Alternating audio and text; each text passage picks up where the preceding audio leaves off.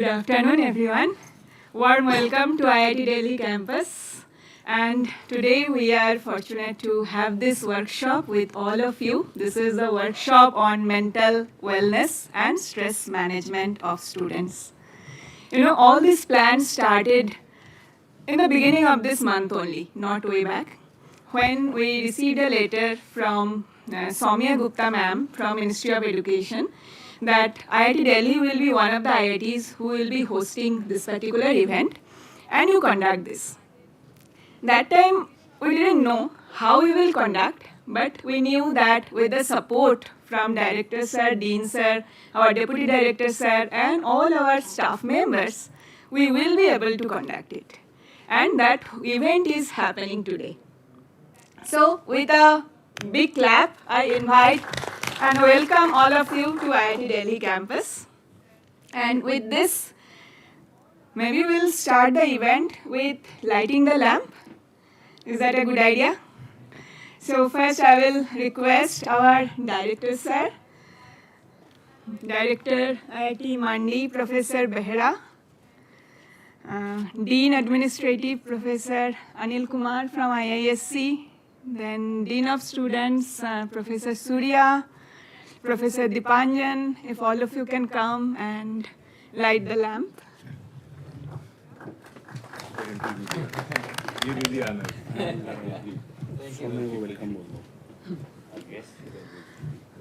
Warm welcome, Saumya ma'am.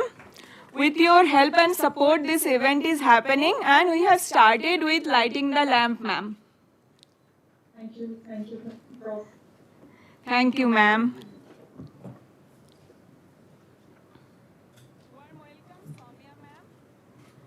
By the way, while the lamp lighting is going on, just let them know I am Tanushree Chakraborty. I am the boss.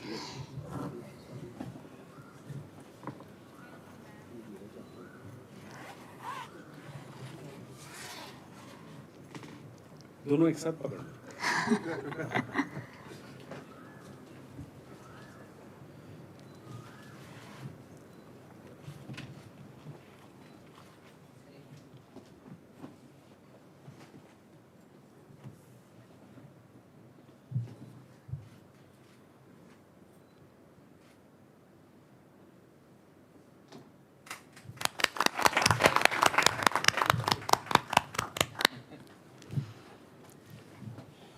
Wonderful. So with this nice lamp lighting, one more time, welcome. And we have our few guests joining from online also. And I think Director Bits Pilani sir is joining online. Director IIT Roorkee is also joining online. And we have few other members joining online, along with our host and support Joint Secretary Saumya ma'am. And I have not told you my name yet. So my name is Tanushree, and you must have received so many emails from me. And I am currently serving as Associate Dean Student Welfare in IIT Delhi. And with this, I request Director Sir, Professor Rangan Banerjee, to start the event. Good afternoon, and it's a great pleasure for us to be hosting you here for this half-day event. And it's a real delight for us to have so many administrators, so many deans of students here together with us. When we were approached by the ministry, the idea was that we should share best practices in terms of what we are doing in terms of mental health, stress management, and also share whatever are the concerns, try and see what is it that we can do together, how we can improve whatever we are doing. So we thought that this is an excellent idea. We believe increasingly for all of us, our essential reason of existence are the students.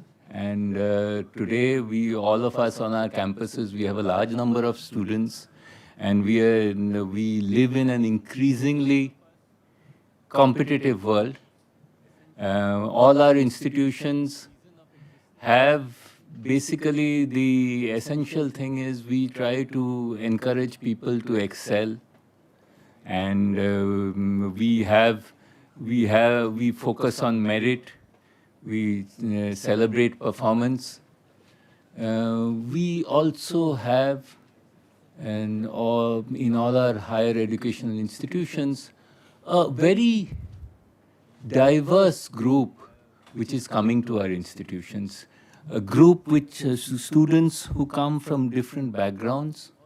And so the responsibility in a classroom, when we look at a classroom, we have a whole range of students, and different students will learn in different ways. Different students, depending on their backgrounds, are able to cope in different ways with the kind of expectations and the kind of pressures which are coming in today's society. We also need to provide an inclusive environment, an environment where we provide support to the students.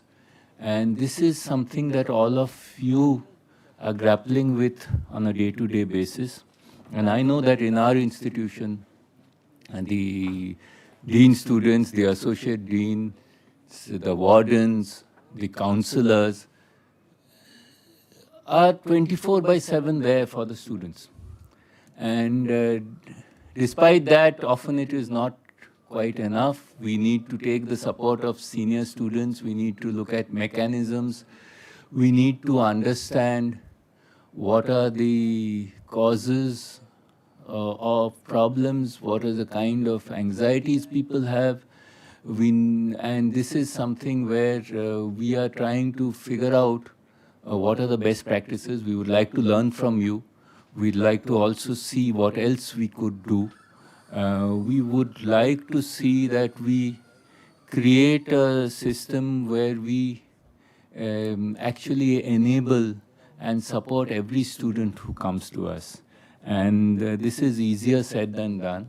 And often we are in firefighting mode, but we thought when the ministry spoke to us that it is good for us to step back and look at our experiences, step back and try and see, by discussing with each other and trying and seeing what else we can do, how can we create a better system, a more inclusive campus environment which supports every individual, which understands students, and where students are actually feel we are not just looking at competition, but we are also looking at cooperation and support. And this is something I think is, for a good institution, this is a prerequisite.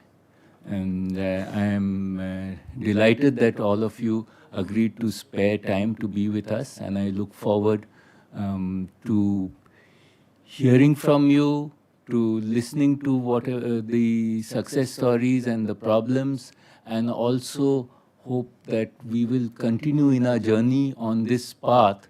This will be the beginning, and we will continue to support each other and also try and to reach out whenever we need and try and see whatever. There are many things that we can learn from each other. And so this should be the beginning of a more continued interaction between IIT Delhi and all of you.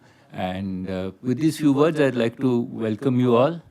Special welcome to Saumya Gupta ji, who's the Joint Secretary in charge of the technical education, NIT and the IITs.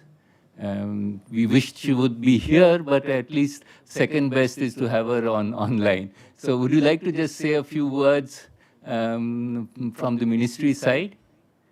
Please go ahead. Technical education, NIT and the IITs. We wished she would be here, but at least second best is to have her online. So would you like to just say a few words from the ministry side? Please go ahead.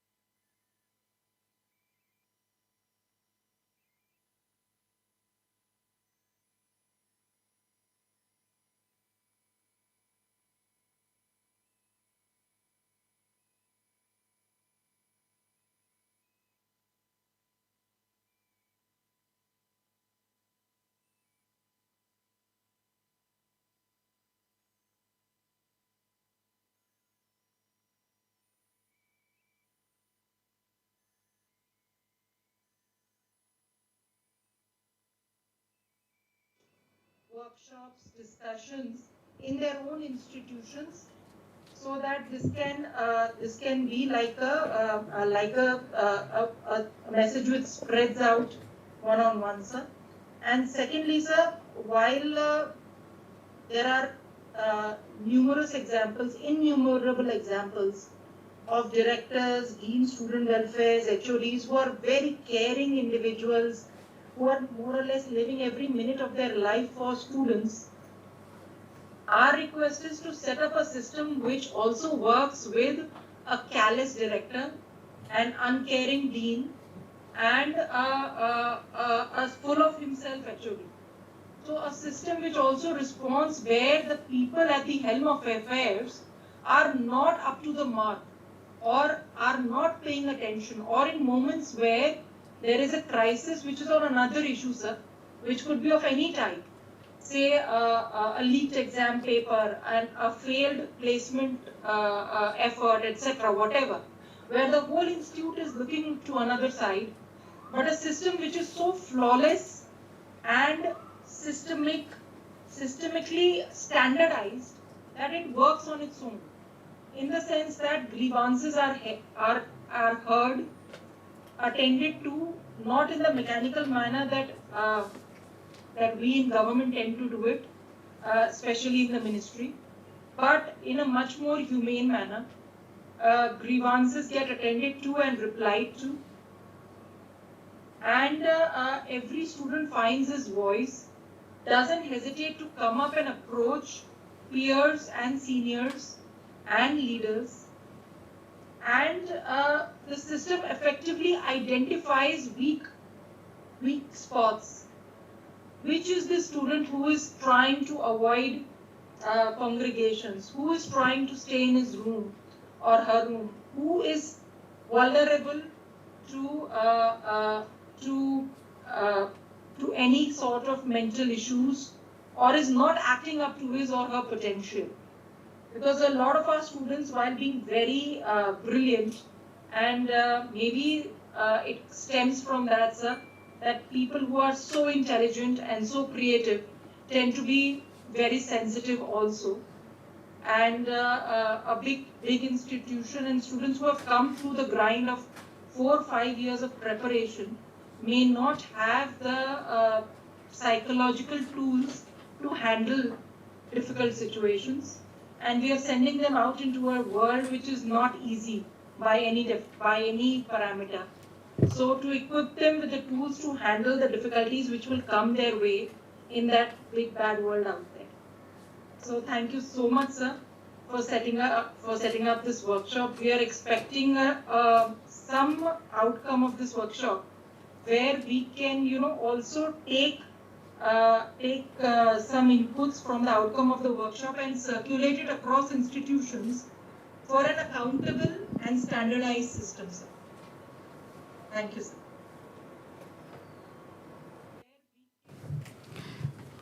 Thank you so much, ma'am. We are hoping our workshop will proceed in that direction only. So with this, I will request Sumit to put the complete plan on the screen for today's plan.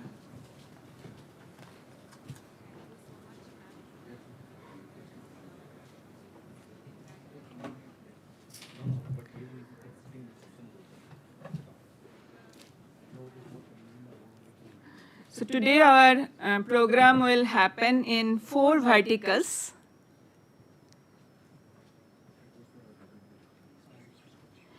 Today our session will happen in 4 verticals, as you can see. First vertical is on importance of communication of the student at different levels with parent, student, faculty, other faculty members, or any use of AI or ML technologies. Second vertical deals with psychiatry counseling, accessibility, and event organization for students. The third vertical comprises of governance reforms, capacity building. And the fourth vertical deals with the implementation of alternate ways like yoga, meditation, and other stress management techniques in yogic methods.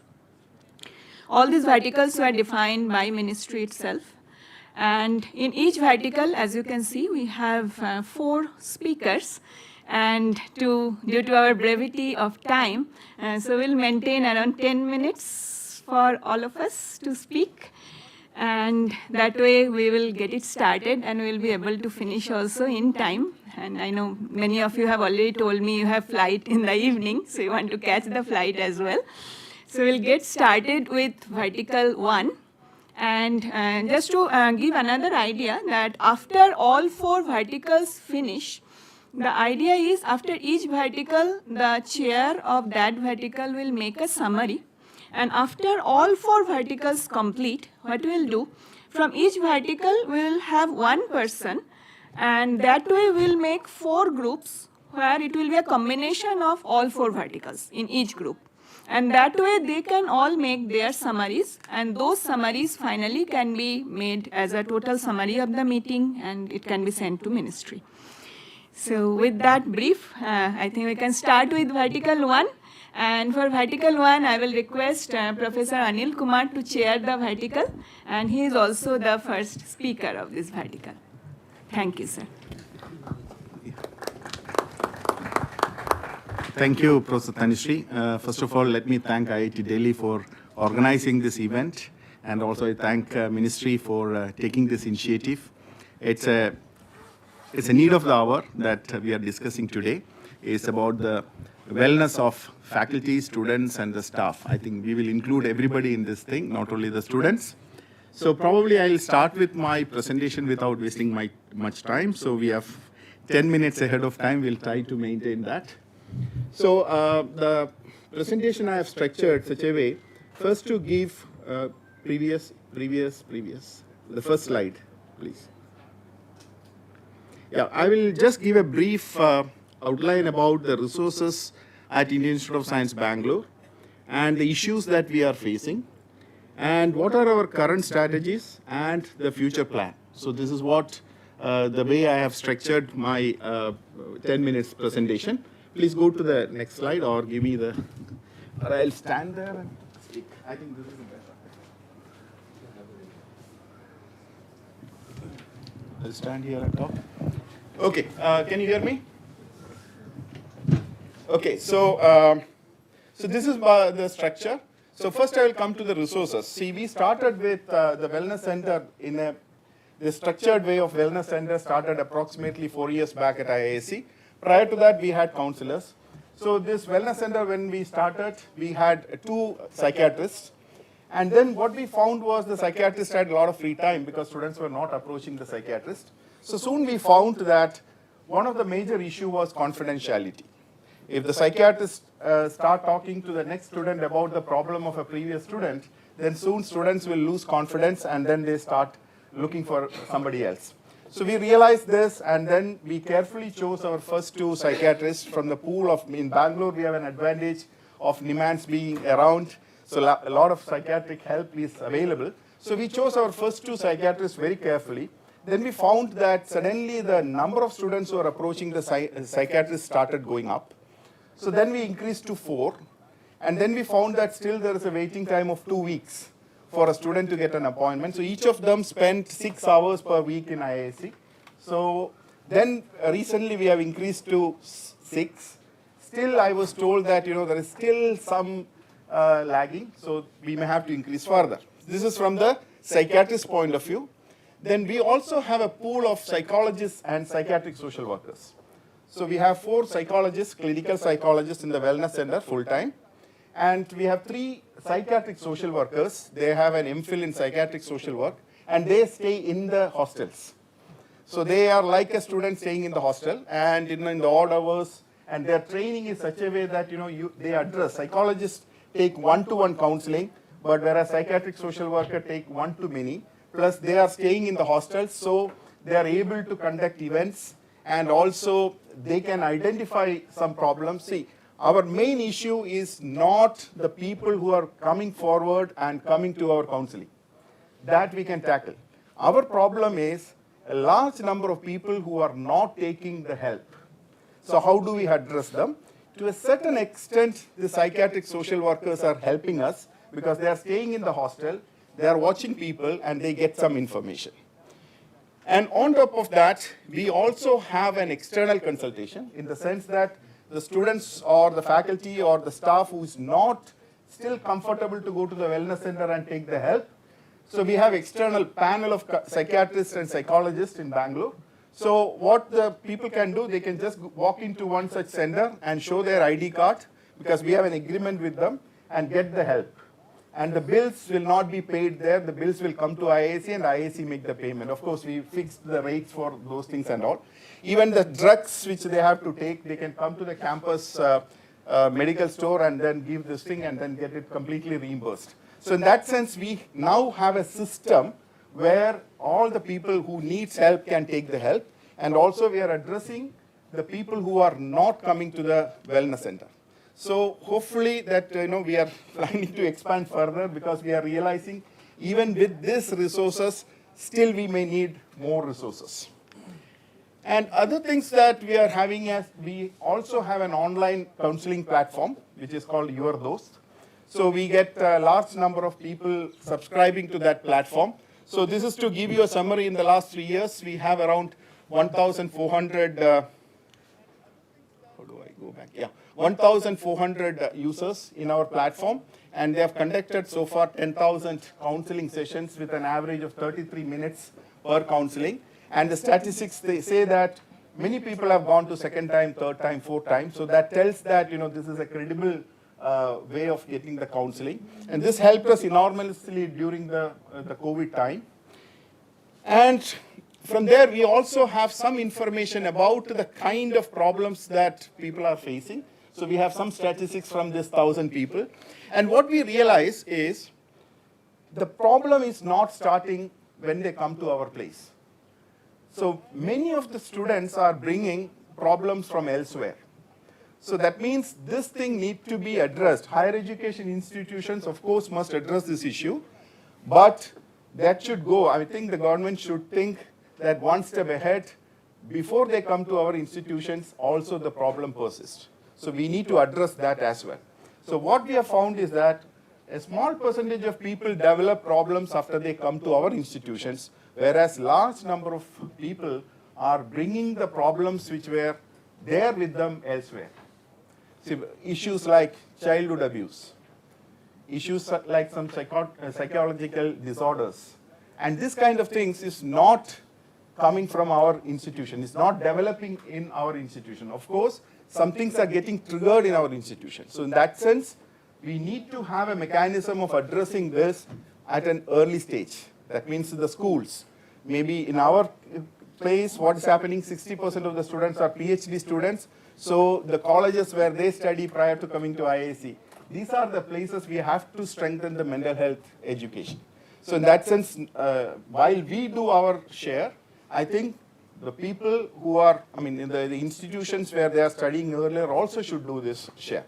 And another thing what we do very periodically is that every month we will have 1 or 2 workshops on different aspects. See, this is the last week's workshop on rebuilding interpersonal relationships.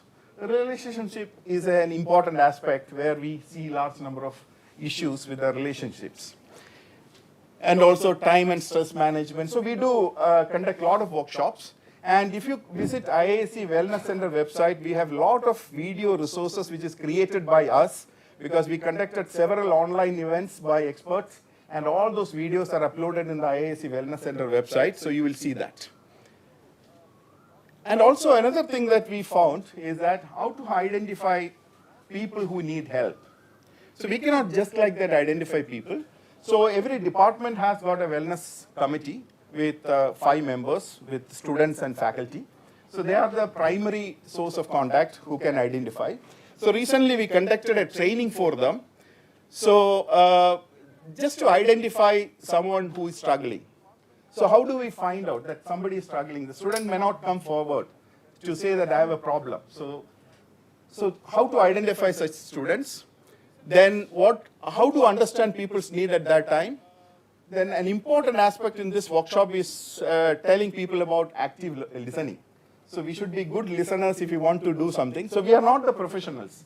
See, we can't do the counseling. At least we can identify people who may need counseling by this kind of training.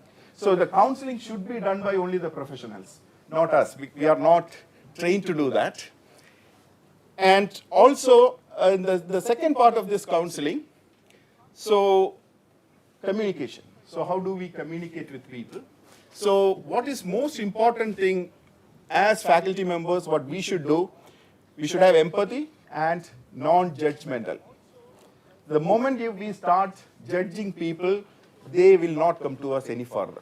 So you should build a confidence in students or others to come and approach you. So these two workshops really helped us. But again, let me tell you, to be honest, all these workshops are not attended by large number of people. So whatever program you arrange, you can see that as a campus of IISc size, you get hardly 100, 150 people to attend these workshops, not more than that. But still we continue to do that. So another very important thing that we are doing now is that, see, we are addressing students. At the same time, we need to address the faculty members as well. So now we have conducted 6 sessions for mentor-mentee relationships. So only faculty members attend this, and the next one is scheduled on 2nd June. So with this, maybe 2 more. With that, we will be meeting all the faculty members of the institute, and they will be undergoing a 3-hour training on this mentor-mentee workshop. See, many very, very trivial things which we think are okay are not okay for the students. So I'm just giving you one simple example. You have group meetings. In the group meeting, when a student is presenting, we give our honest opinion to the student about the inadequacies that student is having. And our aim is to improve that student. And also all other members in the group can also learn from that information we are giving to the student. That's our feeling. But the student is not taking in that way. The student feels that he's getting harassed in front of others. So the biggest takeaway for me from this workshop is that if you want to give an honest opinion about a student, call that person to your room and then convey personally, see, these are the places you want to improve. And if you want other students to learn, call each and every student and tell them personally. I'm just giving you one example, So this 3 hours workshop is dealing with several such incidences, right? So this workshop is really helping us a lot. And now we are thinking about a 1-credit course for students. So, everybody should have kind of an awareness about the mental health. See, you cannot be the counselors all the time, but what you can do, you can understand the need of the people and then refer them to the experts. The experts can, talk to them. So I think the last 1 or 2 slides, if you look at the AI ML, that's another topic that was given here, you will see that a lot of resources in the website, in the web, about the AI ML ways of handling the mental health. And also, I've asked our team to look at, different online resources, and they have come up with a large number of sites that are available where you can take help. But I was warned that this needs calibration. So now what we are doing is that we are asking the experts to go through this website and suggest us 2 or 3 such platforms where we can advise our students to go through. Otherwise, students, already I was told that some of the students are going through this route as well, but all of them are not tailored for the Indian conditions. So in that sense, we are trying to do a calibration on this, and then we will be shortlisting 1 or 2 such platforms. And in addition to our resources, we will also be advising students to go through this platform. So these are the kind of efforts that we are doing. So we also have a list of sites for all these things. And with this, let me just conclude. Thank you for your attention. So we'll discuss further.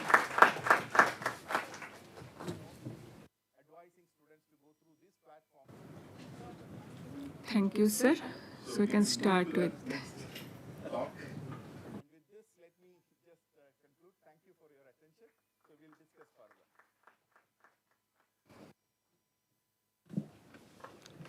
The pointer? Don't worry.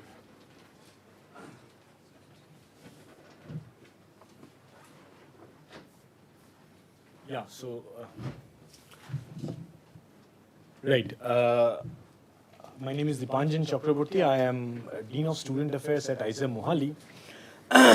So IISER Mohali is slightly different than the IITs, particularly because the number of student strength is small. And therefore, little interpersonal or more interpersonal interactions with the students is feasible in this case. For example, IIT Delhi or IIT Bombay, any of the older IITs you take, there are 6,000, 7,000 students, and it's not always more than that. 10,000. Okay, so the numbers are wrong. So you understand, with the numbers increasing in such large, becoming so large, interactive or personal interactions with the students at the individual level is most often not possible. Fortunately for us, this has been possible. So my predecessors have been good enough that they have retained a very, very close relationship with the students, not as faculty, not as dean students, but always as a friend, philosopher, and guide. Next slide. Oh, sorry. Sir, request you to speak close to the mic for two reasons. It's been going on YouTube and online also. Thank you. Okay, right. So this is just a formal definition of, not a formal definition, but what do you mean by a mental health?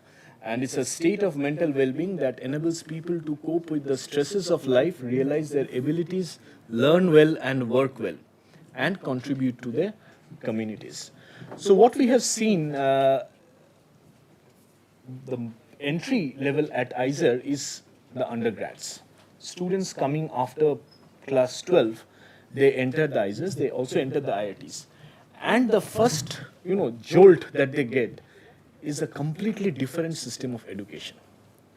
The semester system of education is absolutely different from what they have experienced in 12th and 10th. They have to cope up with it because, all of you know that 10th or 12th you get breaks before your exams, then you go and sit for the exams. Here it is not that. You have classes, bam, you have an exam, then again an exam, and then the term ends. So it's quite fast-paced, and therefore it makes it difficult for them to adjust to this. So how do we tackle the situation? The first and the foremost is the peer mentoring system. At IISER Mohali, we form smaller groups. Let me just list down there, we have details. And then there is also faculty mentoring system. There are sports and cultural events which are planned throughout the year, which act as stress busters for the students. Similarly, there are cultural events which are planned throughout the year. There are extracurricular activities, there are counselors and online counseling. So counselors and online counselings are of course the last, the end where you need it. But we would like to address the stress before it goes there. And these extracurricular activities, cultural events, sports, peer mentoring system and faculty mentoring systems are the ones which have worked very nicely for IISER, at least for IISER Mohali. So peer mentoring system is basically you take a group of senior students, you form 10 such groups and you divide the batches in this peer, the first year batches assigned to a certain group, and they counsel the first years. They let them acclimatize to the system. And as and when they go through this, process, they also become seniors. They again mentor the freshers. So this cycle, after it has gone a few rounds, has done wonders for the whole system. We have a faculty mentoring system where a faculty is associated with more than 2 first-year students. And sometimes it is not always possible that a fresher can talk to the peer. The first year can talk to the peer to discuss about the problems, in which case they approach the faculty members directly.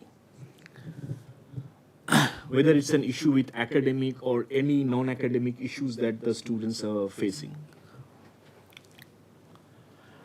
About the events that we organize throughout the whole year is the sports events. We have IISM, Inter-ISA Sports Meet, which happens typically in December. But that's, like the Inter-ISA Sports, Inter-IIT Sports Meet that happens. But what we also plan is that in the first semester, there is an intra-ISA that happens, which is a competition batch-wise in the same model as IISM. And then there is an intra that happens in the second semester, and then there's a final grand finale of IISM. So this is how the whole events are spread. And similarly, we organize also cultural events depending on different programs. Of course, the culmination is the Inter-ISA cultural meet that happens typically in December. Again, all these events are very, very carefully planned. There are 20 clubs which ISER Mohali nurtures, and these are on extracurricular activities, drama, literature, music, you name them, we have them. So all of these basically nurtures the talents, the interests of the first year. I would also like to say that the Senate has mandated a 0 credit physical education course for the first years, which means you have to go on the ground, and do some exercise. Yeah, so this is exactly what I was talking about, the extracurricular clubs that we have. These are nurtured by ISER Mohali, and sometimes you'll be amazed to see the kind of creativity that comes out of these clubs. And finally, we have the counselors. We have 2 physical counselors. They are clinical psychologists who are there in the campus. If you look at the data analysis of that, the metadata basically, that tells you the typical problems are academics, self-improvement skill, relationship, and interpersonal. This is very, very standard. I think it's across all institutions.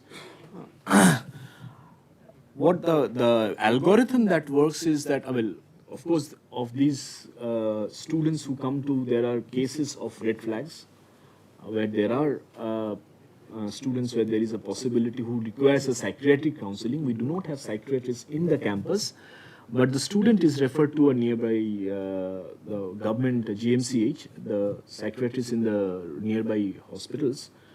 We are trying to get a tie-up with private, because psychiatric counseling is quite expensive, even from the student's point of view. PGI runs a very nice psychiatric counseling. They have Tier 0, Tier 1, Tier 2, and finally the Tier 3. Tier 0 is basically where you have not the clinical psychologists, but social psychologists, basically, MPhil in psychology, which Professor Kumar just said that ISC also has that. We are actually thinking of trying to get a pool of social psychologists or social workers, NGOs, to talk to the students, so that the pool becomes more, they can approach more. And finally, what we have done is we have very recently got the services of Your Dost. Sorry, I think I went back. Yeah. So finally, we have also tied up with Your Dost. It's an online counseling service. It will provide online counseling service, and wherever there is an intervention required for a red flag case, it will arrange for a psychiatric counseling. For offline, it works in a slightly different route. Unfortunately for us, we do not have a walk-in to any kind of a clinic possibility. We always have to go through the medical officer. I think that is required by the law. And the medical officer then basically refers the student or the persons concerned, the faculty or the staff, to the closest psychiatrist.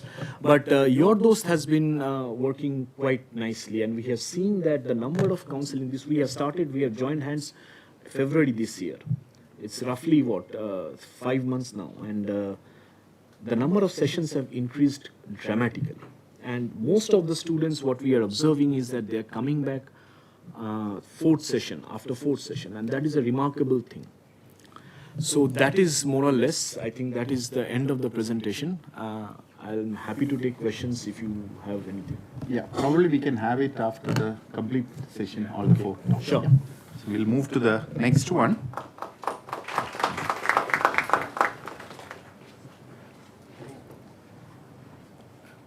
Ms. Shikha Joshi.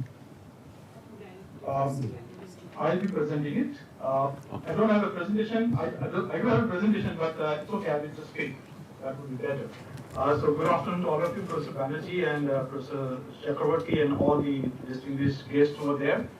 Thank you so much for inviting for this workshop on mental wellness and stress management. I come from the both sides of the world. One world which talks about a very competitive world, which is like IIT system, and now I'm in a BED system. Completely different in the sense of the way the students are selected and brought into the campus. So as we know that typically when any student comes to this higher education institution, particularly IITs or NITs and BITs, they come like a pressure cooker. The situation is like a pressure cooker until they arrive to the destination, because that is where I think the situation would be whether the steam will be released or it will not be released, and that is where the main destination would be whether they are getting a dream discipline or not. And if they get a dream discipline, and possibly then there will be completely release of the strain, and all kinds of issues will start coming up for a certain set of people. But there are some people who might not get a dream destination, so there is always a likelihood of getting deviated and getting into difficult problems. And this kind of a workshop really helps to bring into the different thought leaders together and share their experiences. To come to the looking at these problems of the mental health issues, I find that the academic problems and non-academic problems are intertwined. When your academic performance goes down, then actually you get into a non-academic activity. When I say non-academic activity, it does not mean about extracurricular activities, but which is actually detrimental to the person's growth. And that is where the challenges comes. Sometimes even non-academic activity means actually the activities where they have certain issues, maybe the substance abuse, maybe relationships, etc., can get into an academic performances. So they are intertwined, and that is where I think the counseling centers and the academic institutions like ours can play a very, very important role. And that is where the mental wellness and the stress management becomes a very key challenging problem. Talking about the BITS Pilani, I just want to share very quickly some of the interesting aspects of it. Since the BITS Pilani is actually the merit-based institutes, so all students who enter into the academic institutions, they are coming through merit. So there is no other challenge in terms of different kind of levels, and the layers will be there, which happens in the many of the other higher education institutes like IITs and NITs. So naturally, when the students are coming in, one of the most important things which is bothering them, or rather most of the students who are bothered about it, is that whether at the end of the graduation, are they going to get employed or not? And that is the most important bothersome problem with many of the parents, many of the students would be there. But here in this Pilani, since our academic curriculum is such design that the kind of an employability is almost guaranteed. It is not the problem for most of the students to get employed. That's one point. The second thing is that a kind of an ecosystem which has been created, what we call is called zero attendance policy. The students are not forced to come to the class. They are supposed to basically be very voluntarily responsible for what are the actions they're doing. So what is happening because of this? Either the students are in the class or they are outside the class. And when they are outside the classroom, a lot of learning happens outside the classroom with a peer group. Before me, Professor Anil Kumar and Professor Chakrabarti highlighted many of those activities in terms of the clubs and the societies and the fest and the sports activities and so on. All these things are happening beyond the classroom, which makes them more involved in extracurricular activities, and that is one of the reasons that the students learn many, many things outside. Having said that, about these various activities, it is not that everything is absolutely rosy. There is always other dark side of it, and there is always the other dark side of it, and that is where I think we have to look at it. So one of the interesting course which we offer is called Bhagavad Gita. And Bhagavad Gita course has transformed so many students, their lifestyle, and the way they are looking at it, and the large number of students actually register for this course, which has actually brought them to a level where their whole lifestyle has changed for the better. And this is something which has become an integral part of the academic curriculum. So if you bring in an academic content in such a way which actually transforms the individual to be a better human being, that is something where we have to really look at it. Now when we look at the various issues about the mental health, There are different reasons. Some of the reasons like time management, relationship issues, now new issues, LGBTQIA+. This is something which is actually something which people put it in the closet. They don't want to talk about it. But I'm very happy to say that Ms. Pilani has come out with a proper policy of a gender diversity inclusion, and that publicity, the document is available publicly, which has made the students to talk about openly, to have the discussions, more workshops, more interactions and so on. That actually reduced to a large extent about some of the issues which actually people don't want to talk about it. And that is where I think I'm very happy that the main topic which has been kept is the communication. Now when you talk about communication, more you talk, more you interact, that is how you will be able to discuss and solve the problem. And that is where the faculty, the students, and the parents. Now we need to make the parents very accountable in this whole scheme of things. Because what we are doing is an academic institution that we don't bring in the parents into picture.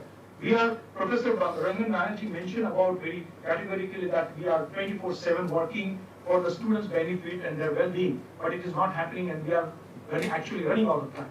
If we bring in on board the parents, and that is where my personal request is that there could be workshops handled, language specific, even Hindi speaking, Telugu speaking, Kannada speaking, parents come together on this kind of a workshop, make them understand that why this workshop are very, very essential for them to understand. Because at the end of the day, what the students are looking for is that non-judgmental people. Professor Anil Kumar mentioned very clearly, we want people to be non-judgmental. People with whom the students feel very comfortable sharing their anxiety, their challenges, their issues and so on. And that is where I think we need to create a lot of awareness among the parents that they are also should be part of this whole journey. And that is where I think the wellness can become together, because it's like a family. And if the family does not handle the issue together, then who will handle? And that is where I think we need to bring the parents on board. The second thing I just want to tell is that there are different stages. One is that the people who should be non-judgmental, at the same time there are counseling centers, there are the online platforms. Before me, Professor Chakrabarti and Professor Anil Kumar mentioned about your dose. There are platforms. But now we are talking about AI and ML-driven platform, because these platforms are affordable, accessible, they are efficient, they have maintained the privacy, and of course they support the therapists and so on. I was just actually playing around with the AI and ML being driven particular model, and everybody knows about ChatGPT. So I posed the question to ChatGPT, I have a mental health issue, what should I do? And there were 6 bullets came up. The first bullet says consult with a healthcare provider. Reach out to the helpline. Seek therapy or counseling. Build a support network. These all 4 are associated with the communication. Communication is actually the key word, which actually is very, very important. Other 2 words like practice self-care or educate yourself. That is something about the self-awareness and making sure that one. But what is important is that communicating makes things much easier. We need to be empathetic to the students. We need to listen their problems. Many times, actually listening their problems solves many, many stressful times. When I heard that one has to wait for 6 hours for a counselor's help, I think it's a fraction of a second. Actually, that is where the online platform helps you. That a student, anytime, anywhere, any place, without waiting for a second, can go to a platform and kind of take the help. Because that is the place where the situation becomes extremely critical. So I hope that this workshop is going to kind of lay down the foundation for all the academic institutions like yours and ours, where we would be in a position to find out the ways and means of bringing the well-being of all the students. I would like to close with the quote which is given by Michelle Obama. What she said that we would never tell someone with a broken leg that they should stop wallowing and get it together. We shouldn't treat mental health conditions any differently. And we should treat them like any other issues, like any other physical health. In Hindi, there is a couplet actually by Jagdish Singh. He says, "फासला नजरों का धोखा भी हो सकता है, वो मिले या न मिले हाथ बढ़ाकर देखो." That's the way I close it. I just say that communication is the key ingredient for mental health recovery. Thank you so much for inviting me. Thank you. I now understand Ms. Shikha Joshi from BITS Pilani would like to have a short presentation for 5 minutes. So, Ms. Shikha, can you just... I'm here. Oh, you're here. Fine. Yeah. Hello, good afternoon, everyone. So, just after coming here, I decided that I too want to talk about it, and I'm working as a psychologist at BITS Pilani. So, since we have given a topic as communication, so when we talk about communication, it basically starts with like lack of something. When we want to cover that part, we talk about communication, like miscommunication, misunderstanding. All these happens just because when communication is not taking place. So when we talk about this, it started at BITS Pilani. So I'm working at I'm working on behalf of Empower at BITS Pilani as a psychologist. So it started in September, and taking the number of students at BITS Pilani, we have 4,000 students. So we weren't sure that if students, they have stigma of mental health, will they be approaching us for the same thing? So when we started, I was the one psychologist there, and before that we had a counselor visiting there who was just counseling them for the academic purpose. But as Professor Bared said, there are a lot of things when students, not only the academic part, but other things are also involved in this. Could be anything like family conflicts, relationship issues, other stuffs are there. So professors, being professors, the academic people, they are good at counseling with their experience, and they too can communicate with their students. But when it comes to the keeping things confidential or not being judgmental, this is where the psychologists take place. So we started, and currently we are 2 therapists here and a visiting psychiatrist also on campus. So we have conducted, within 3 years, we have conducted almost 3,500 sessions. And we also provide workshops, seminars, and lot of information giving trainings for the wardens, where they can reach out the students, because wardens, they keep visiting the hostels and they can find out if a student is not coming out of a room for a longer period. And we do provide some workshops like training workshops, that is YMHFA. It's youth mental health first aid training for psychological issues. So there they provide the training to these students. These students play a role as mentors, and they because they reach out the students easily, so they just try to filter those students who in actual need some psychological help or some some or the other help they want to have, and they are not able to approach someone. So they just try to convey them that you can reach out the therapist there and seek help for that. So I totally agree that communication is must, and we also provide this we also provide this information about being therapist available on campus when it is orientation of the college. So there we have parents available, and parents too can approach us when they feel their child is going through something, and we keep things confidential until unless the client is not ready to convey about that. So we keep things confidential, and at the end I just want to say that it is okay to not be okay, but it's absolutely not okay to seek help. So that is what the mental health experts say, that it is okay that you are not okay. But when it comes to seek help, you must seek help for it. So, thank you. Okay, thank you. Now we move to the next presentation by Professor Srivatsan Vasudevan from IIT Indo.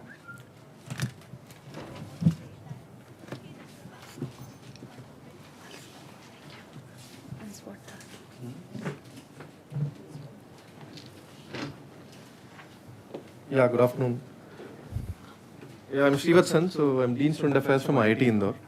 I took up as Deanship after the COVID times got over. So post-COVID has its own challenges, and mental wellness has become a major challenge for us. So this did a lot of, we had to face a lot of challenges. And I think most of the systems in place that we have are already been brought up by other people. So I don't want to emphasize on those things. What I would do is I'd focus more on some of the red flags that we always see in our institute. So I want to pose more of a questions and see if we can seek some answers for all of us. So yeah, so just a brief overview of our campus, because that is also a challenge. So campus is having approximately 2,500 students with approximately 1,200 students from undergraduates, 450 PhD students, and rest of the master's students. We are 25 kilometers away from the main city. So because ours is a relatively newer institute. So, and we have basic health center with some beds and then one CMO, some doctors. We have 2 counselors, one of them is a clinical psychologist. And then we have 1 visiting psychiatrist who comes into picture. So, yeah, so I'll basically flash some of these red flags that we usually have. A student comes, attempts to try suicide in his room, and then it is brought to the health center at around 2:30 a.m. So then we get a call. The entire institute gets a call from different places. First of all, the warden gets a call, the counselor gets a call. And then in the hospital, what we do is we try to bring the person to consciousness, and then we try to send to a hospital where a psychiatrist can help for assistance. Then we wait in the hospital till the parents or any family member who can come and be with the student. Okay, so these are very blatant cases. I think it happens in every institute. So I just want to put up those things as a red flag so that people should know that how do we handle these cases. Maybe our handling may be good, maybe not be good. But I hope this session will help us to answer that also. So second student goes to a terrace. We have closed all terraces. We have locked all terraces. But again, students can even break locks and go to terrace. It has happened in our campus also. So they go to terrace at night 2 a.m., 3 a.m. And then from there we get triggers, and then we call a security guard. We ask the security guard, please go and bring the student back. And sometimes we even as faculty members, some faculty member also goes and gets the student back down. And then after that, 3 days later, the person is getting counseled and sent back to home, along with undertaking that a guardian has to stay with the person as long as the person wants to stay on campus. And third case, which is quite common among students in IITs, is they have relationship issues, examination issues. And then that becomes a little, they go to a level of self-harm also. So when that happens, then we try to again send them to a hospital. So the major challenge that we face in all these cases is, since we are away from the hospital, we don't have a psychiatrist who is in the campus. And most of the psychiatrists, they don't want to admit a patient, because I think what they say is, the patient has to be willingly volunteer to do admission in the hospital, which is never the case for us, because it becomes very difficult for convincing a student you get admitted in the hospital. So that is actually a major question which I want some answers from this session also. And I think I've covered most of these things. The psychiatrist is available, not available at odd times. Then getting admitted in the hospital becomes a tough affair for all of us. So what we are looking at now is actually having a panel of people where you have a panel of psychiatrists, and then you have the counseling team which you already have in the campus, plus the health center team. We want them to work together. And so the solution that we are looking at is to basically get some psychiatrists on board. Yeah, so recruit counselors, particularly what I learned from this session is getting some social workers, put them on the hostels. I think then that will help us to basically have, and the other thing that we do right now, not so methodologically like an MCMI test, is we do a psychometric profile of every student who enters into the system. Okay, so there are plus and minuses to it. The minus is the students say you are getting into our privacy. Okay, so that is something which we are still in an argumentative phase. But then we try to take one profile like how we do a health checkup. So that helps us in at least understanding if some people have some issues which they have before coming into campus, and we can put an eye on them. So that is something which we are doing. So which we want to continue, but at the same time, I think I'll get some answers from the session also whether it is right or wrong, how to move forward also. So and again, what we have done is we have looked at 3 different verticals. We want to divide this entire wellness center into 3 different verticals. One is looking at self-help and counseling, which is anyways happening. Then we want to keep a second vertical, which is crisis control with psychiatry. And then the third vertical has outreach activities, because I think all these 3 activities done by one single center actually diversifies the center's role. And that actually, when the real need comes, it doesn't really help. So we want to keep these 3 different verticals, and these 3 different verticals will report to one single committee. Of course, the committee will have people from all these centers only, all these verticals only. So we want to have something of the sort where the self-help and counseling will do the typical counseling, who come there regularly, where voluntarily students come. And then we want to look at academic concerns, interaction meeting with faculty advisors and all these things. And then the other one which we want to look at is to basically look at 2 residential counselors who will only work with the panel of psychiatrists.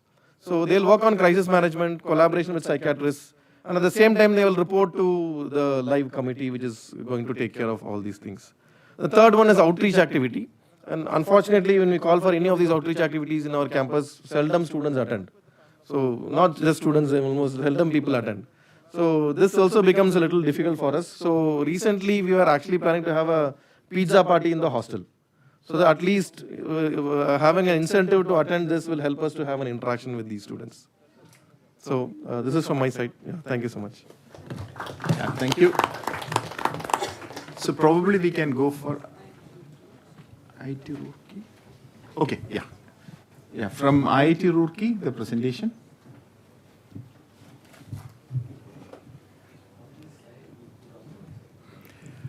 Yeah, the thing is that I want to remove some of the statistics which I put, because that's what I was not expecting. So I put the statistics as specific to IIC. Yeah.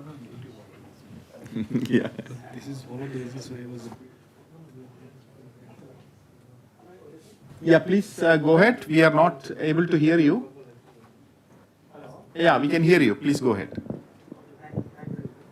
My name is Ashfaq Ahmed. I'm a counselor at IIT Roorkee. I have a strength of 10,000 students in our IIT Roorkee. With that one, wellness center is, I'm not able to change the slide. Can someone help me? So the theme of our wellness center to focus on the students along with the faculty and staff psychological well-being to help them to reach a successful personal and academic success. Next slide. So that is a very interesting thing. We have a team students volunteer group. They are apart from 32 clubs, which is situated in the IIT Roorkee. So this specific team is more focused on the different psychological activity to conduct in the wellness center. Next slide. This is one of the interesting things. Each bhavan or hostel, we have a wellness secretary. So we have total 14 wellness secretary. Based on their leadership, these are the students' community, students' representative. In their leadership, every bhavan, they have a bhavan wellness council. So it means in every block of the hostel, there is a one representative is present in that hostel, which observing students any behavioral, emotional, or psychological changes to report to the wellness secretary, so they can facilitate the gap to interacting with the mental health professional team. Next slide. Apart from team wellness, we have a faculty members who is taking about the psychological well-being of each bhavan. So 3 bhavan, there is a wellness faculty member, they call wellness warden, take care any psychological issue is happening in this particular bhavan. Next slide. So the administration level, we have a Professor Avalokita Agarwal, she is Associate Dean of Students Welfare under the Dean of Students Welfare. Next slide. And she's taking care about different programs, which is one of the major programs is counseling and e-counseling students mentorship program, where the first year students who are entering to the IIT Roorkee, they will have the seniors who are highly trained, they can take care of the students' issues and other problems to mentor to other students. When it is academic problem for the first year students, there will be another academic reinforcement students volunteer taking and special classes for the students. And these students is also students representative. The students wellness is the team wellness member. Another very important thing is that any financial aid which is not able to handle by other stakeholders, students approach the wellness center and we will look into that application and we will able to help them in a financial matter. Next slide. This is our mental health professional team. There is a 8 counselor is sanctioned for our center. At the present, we have the 5 counselors. We have 1 social worker and 1 speech therapist and 1 psychiatrist in our setting. And all of them are staying in the near campus. Next slide. So some of the initiative, next slide. So this is one of the emphasis we are looking forward. Our former director was inaugurated the biofit facility, and we have other different type of facility related to neuropsychological area inaugurated in the IIT. Next slide. So biofeedback helps the people to understand when they do different type of relaxation activity, what type of the physiological changes is happening in their body. They can see through their physiological parameter, and definitely we have a 8 physiological parameter can assess where they can understand the relaxation therapy changes in their body, which making them more effective to understand the relaxation technique. Next slide. Students found difficulty to find the self-help book from the central library. So what we have seen in the initiative, we can have a library in our center. So we started our own self-help book collected from the students community, their nomination, and started a library in the center. Till now, there is a 50 students utilizes their facility within 1 year. Next slide. Psychological assessment, we found little difficulty. So what we started, we subscribed a SciPack where they have a 70 psychological scale in the students can request from some particular scale. So we will give a link to that one. They can do the assessment and they can see the result immediately. There are some of the clinical scale we will not help, will not give a sanction to see immediate result because we need to expertise to expect. But 70 psychological skill, including clinical and general health questionnaire and procrastination, sleep hygiene, such type of areas, so that it will become more students more interested. Next slide. So one of the initiatives with the SciPack, what we have done, we started a group screening assessment where with the pilot study we started with the 3 learner students and we done the pre and post assessment within the 3 months period, and some of the group we have given psychological intervention and see the changes is happening in the area. Next slide. So orientation program absolutely conducted by the team wellness members for the UG, PG and PhD program. It is the first stage to understand the wellness activity for the students community. Next slide.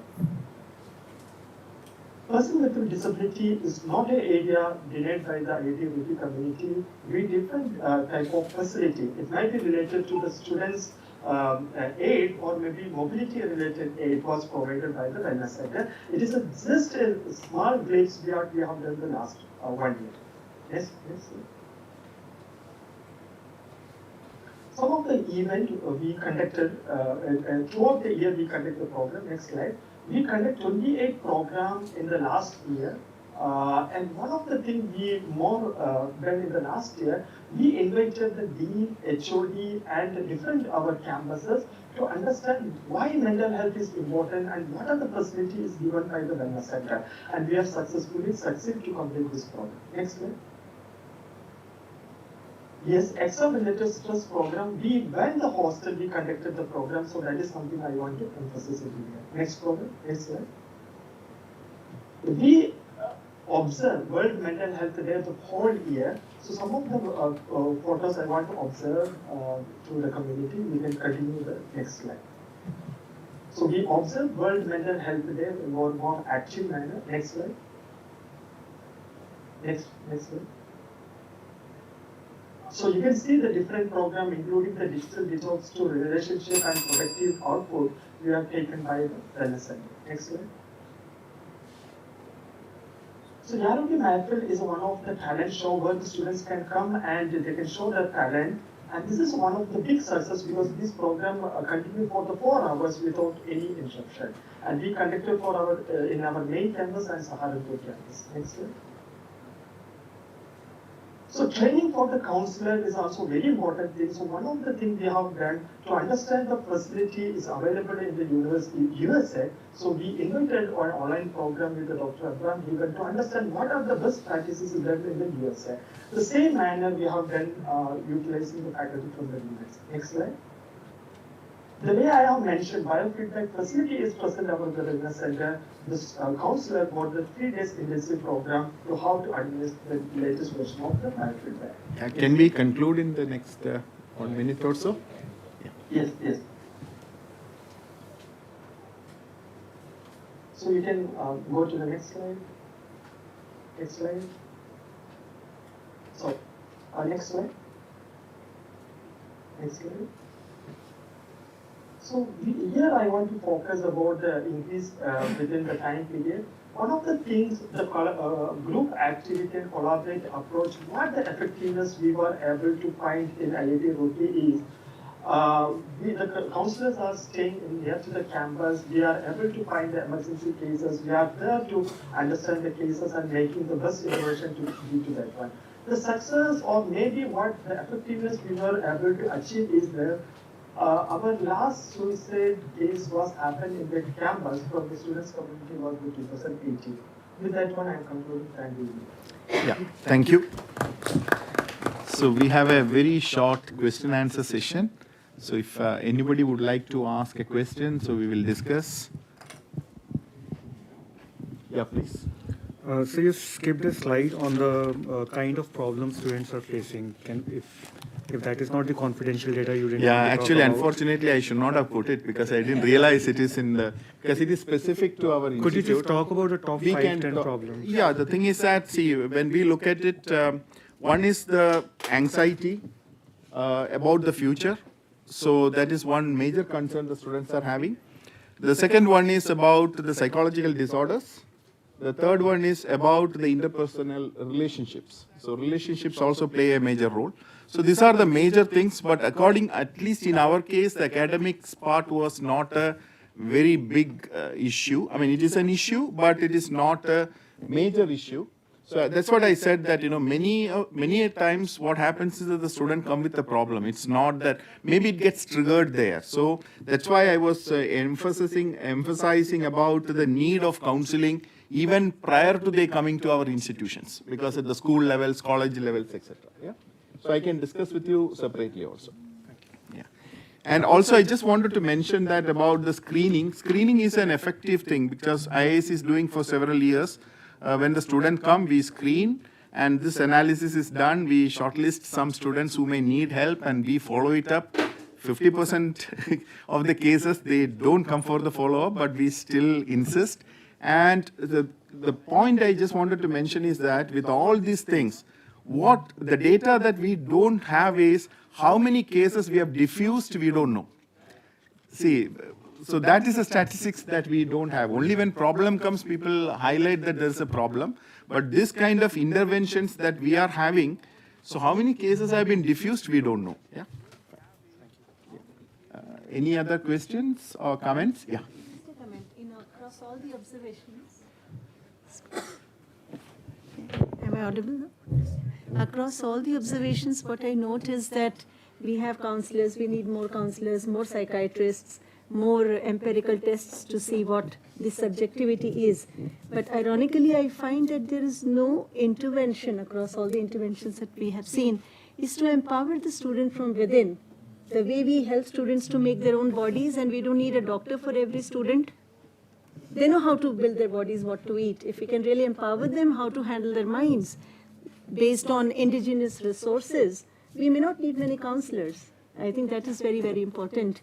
And this is something which is missing. I did not see in any one of the slides that we have such people who can really empower the students spiritually to handle their own minds. Ma'am, that will come in the fourth vertical. I think that is needed in the first set of interventions also. That's my observation. I think there are two things. One is prevention. In the preventive part, all these seminars and other workshops that is conducted in all these institutions is to prevent, right? To empower the student. For example, tell them about, things are okay and, what are the various issues, etc. So those seminars, see, the students who are coming to the counseling center after they have a problem. But there are large number of seminars that is happening, workshops that is happening, that is also helping students, preventing from these kind of things. So that two ways these workshops are helping. One is to remove the stigma, saying that it is okay to be, like if you have a physical problem, you go to the doctor. So similarly, everybody should feel that if you have an issue, just consult a counselor, right? And also the referral, we purposefully decided not to have a referral from our medical center. The reason is that if a person can take a referral from the medical center, they can well go to the wellness center. They don't want to reveal their identity. That's why we said absolutely no referrals needed. They can go to the counselor. Yeah. Sorry, I just want to add one thing that two of the clubs at Aizer Mohali, one of the club is a mental health club, and that itself carries, they organize events or programs talking to the students all across the batches, sensitizing them of how important it is to approach, to seek help when it is needed. And the other club that we have has been very, very useful, is a yoga club. And fortunately, we have had a very good yoga instructor. So these two have been quite helpful for us. I just want to add one thing, like Professor Anil Kumar presented a list of AI-based platforms. So IIT Kanpur developing a full-fledged automated online platform for delivering psychological intervention in Neural Systems Lab under Professor Nitin Gupta. And fortunately, I am a PhD scholar of him. I'm working with him to develop this platform. Yeah. Okay, we'll look forward for that. Yes. Yeah. Thank you. It was mentioned that sports and cultural activity can be a stress buster, but I wonder whether it's universally true. Particularly in our campus, I see both sports and cultural activity being done in such a competitive manner and with so much of a sponsorship, money, everything involved. It's a very, very stressful activity, I think, for a student. And yeah. We don't have the competitive, I mean, see, sports is always going to be competitive.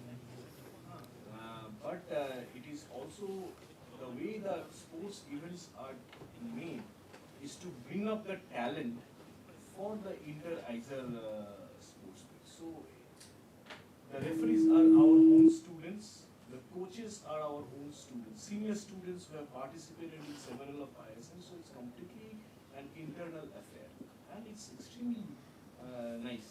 So competition is there, but it's not a very fierce competition. Yeah. And the other about, there is a cultural fest at ISER Mohali also, but being a small institute, the fest is not of big, it's not a big affair. So. Hello. I'll just say he already mentioned, Rajesh, with other IITs also, they've expressed we have first generation, second generation, third generation, and fourth generation. Scaling up is a different issue. So when you deal with 2,500, it's a very different scale of events. When you deal with 7,000, it's a different scale. And 12,000, 15,000 is completely different scale. So, yeah. Okay. Hello. Yeah. Yeah, Jaya this side. I have a suggestion that since we all know that the confidentiality aspect is involved, and when we say when stress management, etc., so stress automatically builds up. So if we rename the centers as parental corner, where means somebody said that parents should be on board, then maybe students will not fear of all these confidentiality aspect. Let us rename it as parental corner, and all are welcome, because that is what the students are missing in the institute. Parents are left at home and they are with the books only. Thank you. Can I just add one? I just want to add one comment as far as parents is concerned. I think when we talk to some students, they don't want to talk to parents. So this, if you ask, most of the counselors would agree with me. Students don't want to talk to parents. I think this we will discuss at length later. So some other renaming, I mean the better terminology. Maybe. But I mean, renaming may help, but I'm not sure if renaming is, you can call by different names. It's a substance of, I think. Okay. I just want to add one thing that sometimes it's also the stress also originates from the parents, the family's side. Yes, that is very true. So the expectations is there. So unless and until the students explicitly says that yes, you can inform my parents, I don't think so. It's a good idea to inform. That is. We understand the point. It's this thing. Just for wrapping up, the chair will wrap up. I just want to share with you, IIT Delhi, Tanushri heads that scheme. We run a STIC, Student Teacher Interaction Council, which is given substantial funds where teachers can have meals with their students. Per student, there is a top-up which is given. And then in hostels also, Student Teacher Interaction Council. So you can interact with teachers outside the classroom, in your course, as well as in hostels. And these activities we were doing twice a semester, and we are going to increase it based on the mental health issues which we are seeing right now. Thanks. Okay, I think this is the time to wrap up this session. I just wanted to give you one information about the standard operating procedures IIT Indore was talking about. we are working on to generate a standard operating procedure. While the mental health law says that you cannot admit a person without consent, but there are certain conditions in which this can be done. So we are working on that about the legal aspects. Yes, so in that sense, a SOP will be available from IAC pretty soon. If you visit IAC Wellness Center, you will get this information. See, the major problem that we have to address is not the people who come forward and take the help. That we can manage. The people who are silently sitting in their room and building up the pressure, that are the people. How do we bring them to the mainstream? How do we identify them? How do we tackle that issue? That is going to be a major challenge for us. With this, okay, let me just wrap up this session. Thank you all the speakers for sticking to the time. Thank you. Thank you, Professor Kumar and team. So now I request Professor Behra to start with Article 2.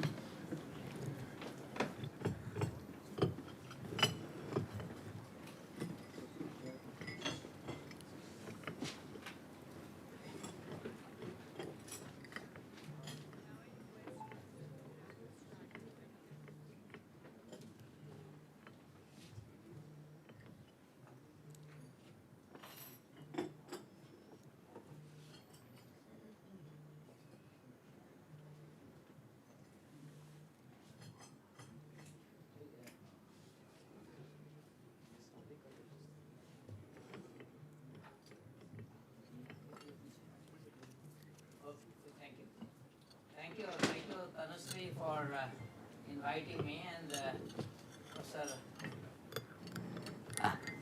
Sorry.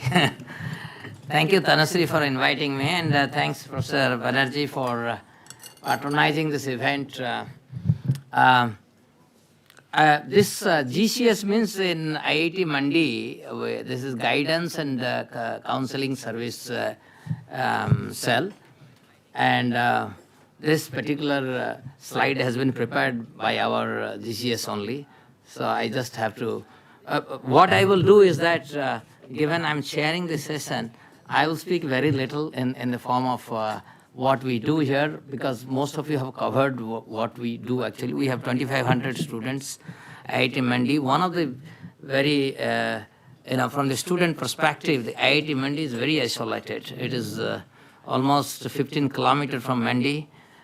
Sometime in the middle of the night, I get a call that a student is missing. And you don't know. And they will be found in some of the remote trekking places.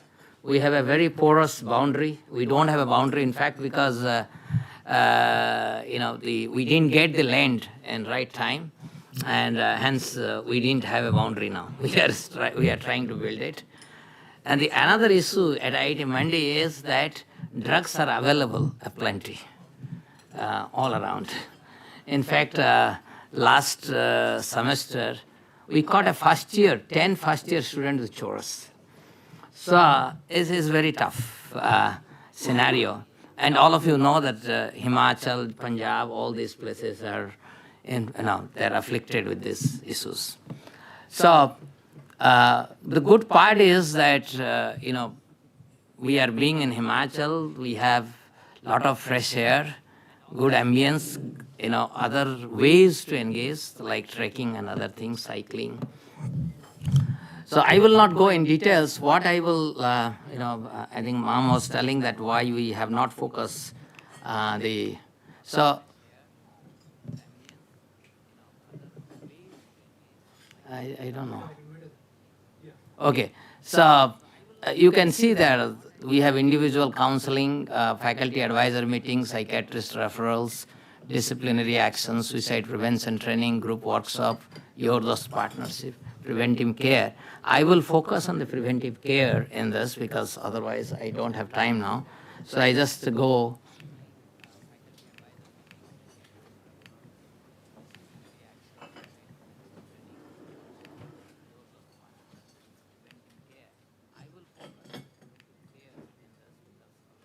Okay. So you see that after I joined IIT Mandi, we did two innovation. First innovation is that how do we take the preventive care? So we introduced a course on IKS, that is Introduction to Consciousness and Well-being, Holistic Well-being. And this is a compulsory course. And I will tell you some of the results, and you'll be surprised to see the results. And the students are new, they have just come. They are feeling very homesick because just they're in the. So if you look at the, is this the laser pointer? बीच वाला.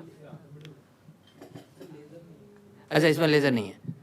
Okay. So you can see that we need to give an idea to all of us what we are. This is missing actually. We are dealing with everything, but we're not dealing with ourselves.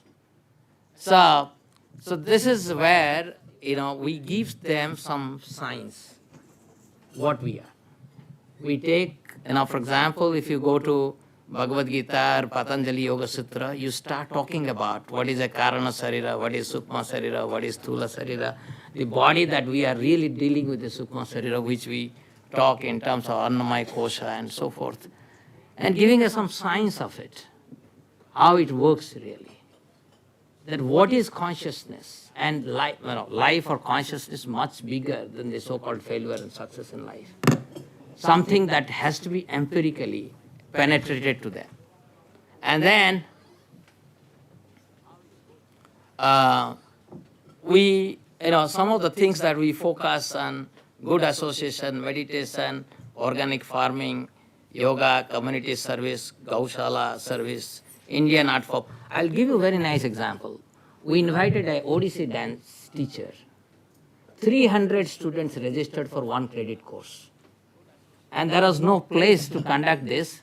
We have a village square where there is a huge, it's an open space. And the teacher was teaching 300 students in Odissi dance. It's an enormous participation.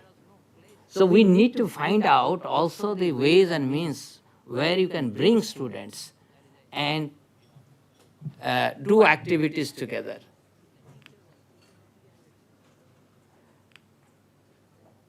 So if you look at this ICMA center that we established after I went there, we already have now 25 researchers in this.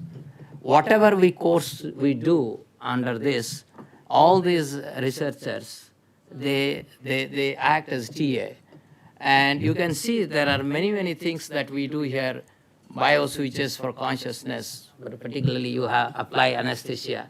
Why you don't have the conscious experience? What are the bioswitches? Origin of cognitive matter, right? Laws of psychology, we don't know. And holistic wellness center that we are trying to plan. And all those things, particularly, we need to explain to students that you have to have a harmony between mind, brain, and consciousness to remain healthy. So if you look at this course, in fact, I taught it along with Professor Stuart Hamroff. And so the course content, if you see there, science of consciousness, IKS model of consciousness, yoga, meditation, diets, habits. We had many together, morning mountain trek, Sakti cooking session. For example, students came together and we cooked together, and then we fed the housekeeping staff. And it was a very, students enjoyed because they probably for the first time they're cutting vegetables, cleaning things, helping, assisting in cooking. And then after the cooking is over, feeding the housekeeping staff. It created a harmony in the society because we are an NEI community. So you can see in this course, people are doing yoga, there are trekking there. You can see the people are cutting, cooking is going on. In fact, my wife is also there, it's cooking session. And so there are, we have taken the protocol from the Ayush ministry, how to engage students in yoga. And you can see that how students are going through these sessions. I will leave the details here. I'll just give you some data here. Can you see here this? There are 165 because there are 370 students. We made into two groups. So in this half of that, those students, they were participating. So you can see here, this is the number of students. And you can see depression before intervention, 20%. Depression after intervention, it became 12%. And similarly, everywhere you can see negative affect before intervention is 58%. This is based on PANA's questionnaire. And negative affect means emotion, after intervention, it went 27%. So and students, they are continuously monitoring throughout this course what is their BMI, what is their heart rate variability. They have this Muse watch from where they can actually record how good quality of sleep they have, right? So all those things, whether they have this daytime drowsiness, so all these things they are actually monitoring. So when they did this course, it was actually they themselves are looking at themselves in terms of their different parameters. So it is not simply teaching them. So this is some of the things I wanted to let you know, that when we engage students in a study about themselves, and being of technical institute, we can parameterize their every aspect of their health and particularly mental health as well. I think that is, it is a much better preventive care than, of course, when the symptoms are there, we are dealing, we all discussed now. You have to have a counseling session, a psychiatrist, psychologist, and all those things. But I think that preventive care is very, very important. And this is one step we have taken. Thank you very much.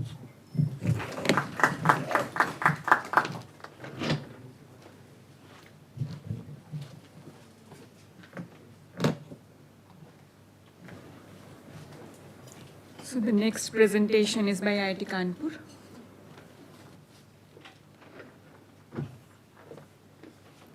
Sir, your tea is here.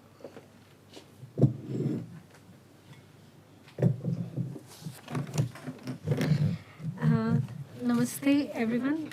Good afternoon from IIT Kanpur. My name is Tracy, and with me here my colleague Ansuma, and two students are also here from IIT Kanpur. All right, so very quickly I'll begin my presentation with just an acknowledgement that mental health issues and mental health services are very much needed in a very competitive environment such as the IIT. And prevention and early intervention are the key to manage these issues. So with this, I have this, right? Okay, so this is the platform. So I think so the structure is more or less the same, so I will skip to the parts which are similar to the other IITs. So under the Dean of Students Affairs, we have Heads Counseling, and we have a professional body and a student body in our counseling service team. So one thing I would want to mention here, that in IIT Kanpur we promote in-house counseling, and we have not opted for any online counseling source, because we do believe that how much care and dedication a permanent person like me who can show towards the students, we don't believe that online consultation in that matter would be so much dedicated to the students in that manner. Definitely the accessibility is an issue, but let's talk more about it. So coming back to the similar things are there. So our student body, the point which is different than here is that our student body, the team is through all the years, like the coordinators in the UG team, the UG wing there, they are the final year students, and then they look after the third year students, and then the third year students would be the core team members, and then the third year teams look after the second year teams, and then the second year team, these are the student guide and academic mentors, they look after the first year students. So these student guides also, they have 4 to 5 first year, each student guide have 4 to 5 student guides under them, and informally they are called as ammas and bapu in the culture. And it does not stick to the ammas and bapus, and I think so student can mention it very well also.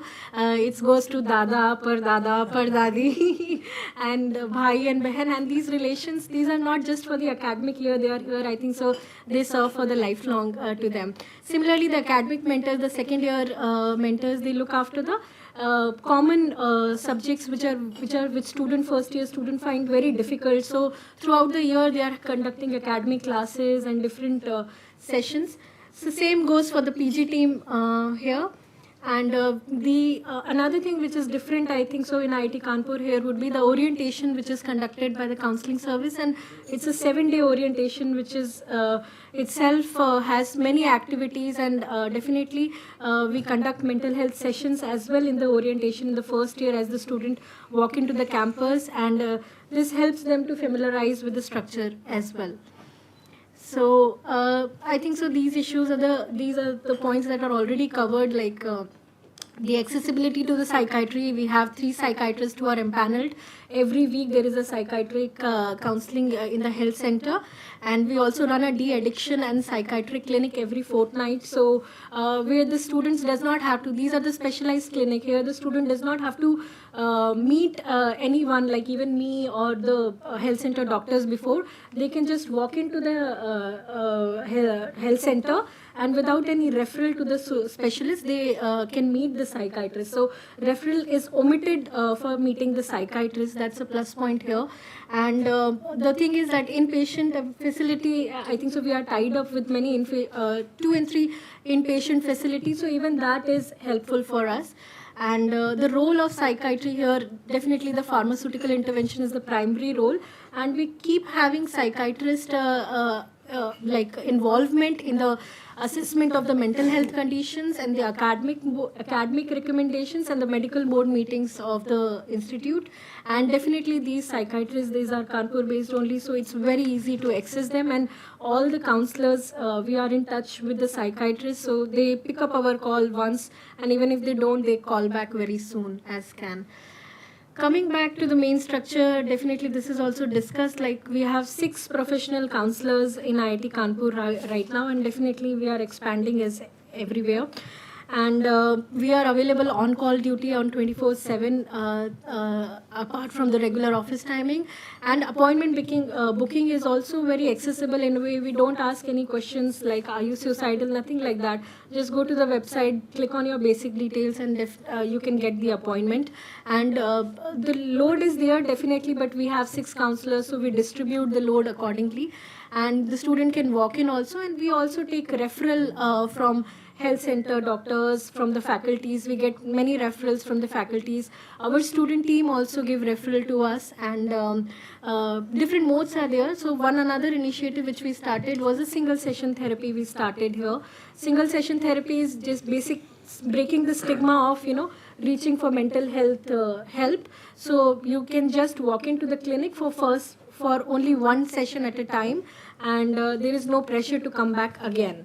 So this initiative is also appreciated, where students can easily reach us.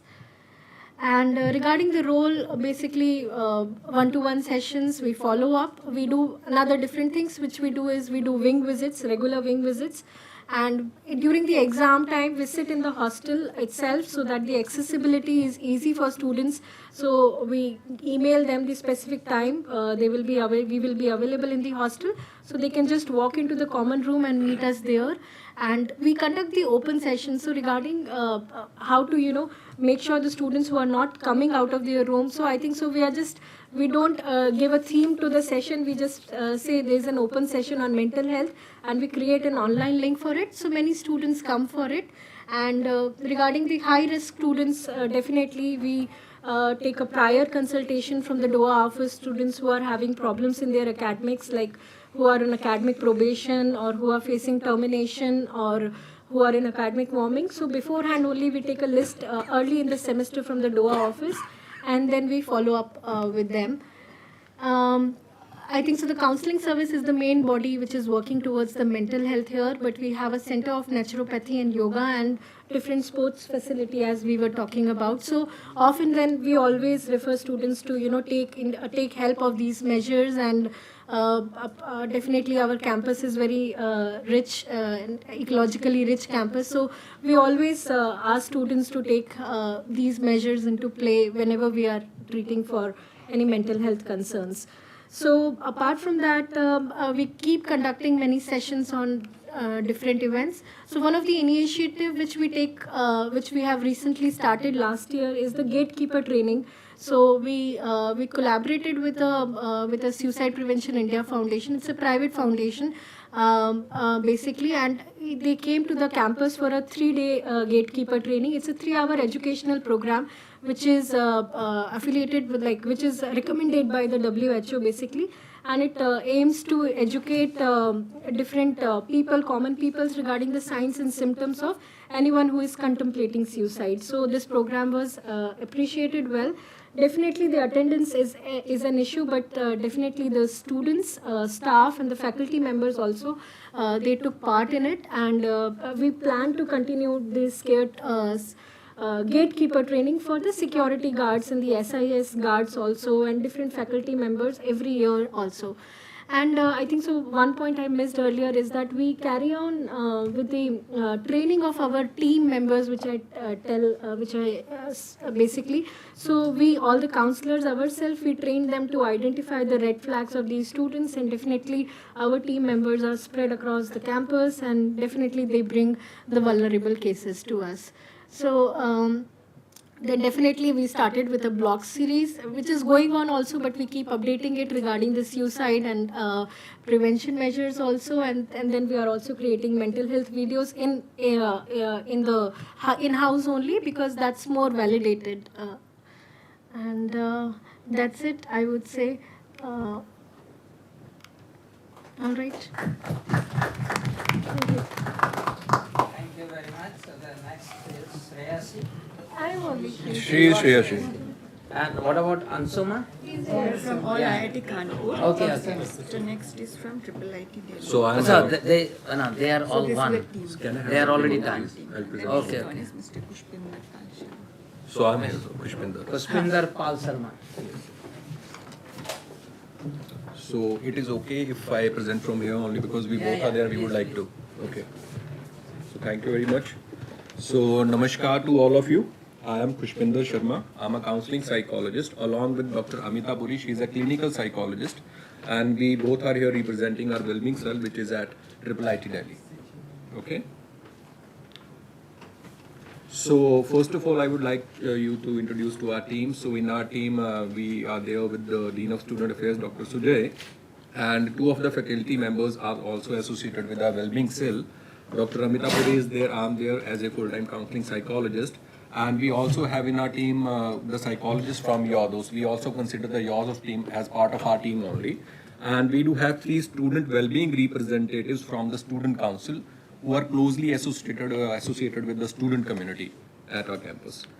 So at Wellbeing Cell, our services are not just limited to the student community. We also offer our services to the faculty, their family members, and the family members of the students as well, in case there is some requirement based on the needs. So through the counseling sessions, we deal with their behavioral concerns, various mental health concerns. Many times it happens that students, they come themselves and they say that they want help, they say that they want their parents to undergo counseling, maybe marital counseling, they say, you come and talk to them. So they bring their parents because they themselves are getting impacted by what is happening. Or their sibling has some issues and they want that kind of support. So students are very proactive these days, especially over the years, and this is family therapy or family counseling is something which we provide in our campus. Yes. So moving ahead, so these are the kind of concerns we address. Basically, these are the issues that most of the student community or the others are facing. So these concerns are getting addressed through the Wellbeing Cell over there. And then the services that we offer, as we told, individual counseling sessions are there, group and family counseling sessions are there, psychometric testing, psychiatry consultation, and also the online counseling, because our campus students are mostly tech friendly, so they are mostly available online. So we feel like online consultations are very crucial in case they are not able to come to us, say don't prefer coming to us. So we offer online consultations as well. In fact, more than 50% of our students, they going for online counseling with us also, With us apart also. from our office timings and all of that. Yes. So to bring the awareness to destigmatize the society and to make them aware about the various mental health concerns, we keep on conducting various workshops, webinars on different topics. So these are the glimpses of a few recent workshops we did. And apart from these counseling services, other activities that we do is like at the very beginning of every academic session, we do these well-being sessions during the induction program with all the students who are freshers to make them aware what kind of mental health services are available and how they can reach to us, and to make them learn about the importance of mental health. And then we also do these open house sessions like the people do at the IIT Kanpur. So we go to their hostel premises, we sit with them in their common areas and we discuss on the different topics, whatever they bring up with. So we address those concerns on the spot that as well. So just to keep them reminding that we are there to support you, we are there to help you out. We always keep on sending weekly mailers on different mental health concerns again, just to psychoeducate them and also to make them aware that we people are always available. We are just a click away for you guys. And then we also get referrals from the academic section. The students who are not able to perform well on their academic fronts, whose CGPAs are pretty low, so they get referred to us and we do counseling sessions, one-to-one sessions with them to understand about their challenges and help them to proceed further successfully. Even the faculty. Yes, sometimes faculty also refer the students who are struggling into their academics and otherwise also. We also do sessions with the students who are getting reported under PLAC cases, and also the sessions with the getting referred by the DAC committee, disciplinary action committee is there. So if any case is going on there, so their counseling is mandatory kind of a thing. So they also get referred to us. So there are two student clubs. One is Machan. Machan is a theatre club. So उनके साथ मिलके what we do is like we try to script street plays on various mental health concerns. So we are doing that as well. And then there is another club, student club, Wellbeing Adda. So they people are mostly active on the social media handles of IIT Delhi, and they do have their own Insta handle, Wellbeing Adda, and they keep on promoting wellbeing cell activities and other various mental health activities through social media. So Wellbeing Adda, that is a student club, they are looking forward, helping us in this. So we also emphasize on mindfulness and yoga. We do have this yoga instructor on campus. So we do conduct sessions in association with a yoga instructor on yoga and mindfulness also. Recently we have this association with Art of Living, which is an international organization, and we do conduct online, these on-campus mindfulness sessions as well. So this is our appointment portal. Students can book appointment with us online. And otherwise also students are always welcome if they want to come walk in. So we address both with the students. So this is our appointment portal. And so we feel like feedback is very important after every session. So we always push after having a session with the client, we tell them please share the feedback. So these are the few testimonial kind of our feedback that is important so that we can look into our services that where we are lacking or where we can improve. So fortunately everything is going well as of now with us. So we also offer 24/7 online counseling in association with Your Dost. So Your Dost is majorly throughout India in most of the educational institutes, they are there. And we also have this visiting psychologist from Your Dost. So this is an additional service that we are offering apart from the online counseling session. So twice a month, a psychologist from Your Dost team visits our campus and offer counseling services, in-person counseling services. So this is our website. And to spread the awareness and to destigmatize the society, we have pasted these posters all around the campus to make them aware that okay, fine, wellbeing cell does exist, and just by scanning this QR code, they can reach to us just in a click. So apart from being wellbeing cell services, we also have the student mentorship program. The basic idea behind this student mentorship program is to have a better bonds between the senior students and the freshers. So we select students from the senior classes like BTech 3rd and 4th year, then MTech 2nd year and PhD 3rd year onwards are the student mentors. And they have been given the responsibility of 4 to 5 mentees who are freshers. So they are supposed to be with them for 1 academic year and look after their academic progress as well as their personal progress. So in case anyone is having any academic difficulties or personal life challenges, so these mentors are getting trained by us so that they can help. They are the first step to ask for the help for the mentees. So student mentorship program is also running in our campus, and regular training sessions for these mentors are done by us. Yes. So periodically from time to time, so that when they come, they identify, they tell us their issues, that okay, they are having a feel that maybe this person has some issue or something. So at that level only, the student doesn't want to come to us, fine. At that level only, the issue is being diffused by the student mentor, with whom they feel more comfortable. yes. And this student mentorship program is getting overviewed by mentor review board. So in our mentor review board, so Dean Student Affairs is there, and then we do have one dedicated faculty coordinator from each department that we have at our campus. So even they are responsible towards the psychological well-being of the student community. Students can directly reach to these faculty, and their office hours are dedicated over there. They have like shared their information about their availabilities and all. Then I am there, Dr. Amita Puri is there, and we also have Dr. Ravi Basin, who is manager at Student Affairs Office. So we do conduct these sessions during the induction to make the people, students aware about the mentor-mentee program, and we do these trainings, orientation programs, and thrice a semester we do these sessions with the faculty and in our presence with the students who are mentor and mentees as well. And we also incentivize our student mentors and mentees. We do have this small budget. So mentors are, mentors can give treat to their mentees. So per semester there is a defined budget limit. Within those budget limits, they can spend on having this party, pizza party kind of a thing, and those bills are getting reimbursed through mentorship program. So just to incentivize them. And we also give t-shirts and certificates to all the student mentors who are participating actively into this program. And we take regularly feedback from the mentees that how their mentors are performing. And based on that only, we give them the certificates of participation, certificate of excellence and all. So that way we are promoting these activities. So that is all from the Wellbeing Cell at Night. Dr. Rishikesh Narayan. Yes, yeah. Yeah. Can you please turn off this mic? Yeah. All right. So good afternoon, everyone. And can you please put it in the presentation? Great. Thanks. So I'm Dr. Rishikesh Narayan. I'm a faculty. I'm faculty in charge for student affairs at IIT Goa. I've been involved with students for quite some time since I've joined actually IIT Goa. So, it's been very enlightening to hear actually everyone talk about it. I myself feel happy right now. I hope I can take some of these, things back to my campus and institutionalize some of these things. So, what, when Dr. Tanushree, she called me and said that, can you make a 10 minutes presentation? I said, I'm not sure if I have enough things to say for 10 minutes, but what I have put over here is our kind of whatever small little philosophy, of mental health and well-being in general, which we are trying to put together at IIT Goa.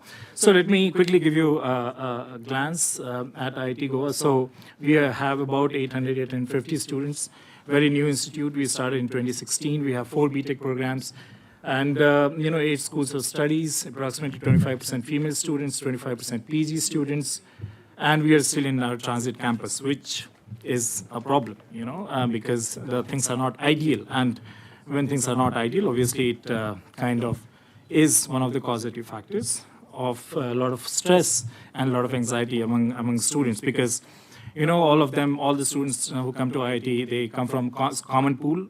Many of them come from quota. They have friendship, and many of them end up in places like IIT Delhi, IIT Bombay, and there are obvious comparisons, and which is a prime cause for concern among students. So very early on, actually, we thought that, okay, we'll have to take some kind of holistic approach to counseling. It cannot just be counseling. It has to be a mental health or mental well-being kind of a approach. So we kind of formed a center. We named it Parinama. So it means IIT Goa Center for Personal Transformation and Mental Well-being. So we don't want to call it, any kind of a, so just to remove any kind of stigma attached to counseling per se. So that's where we started.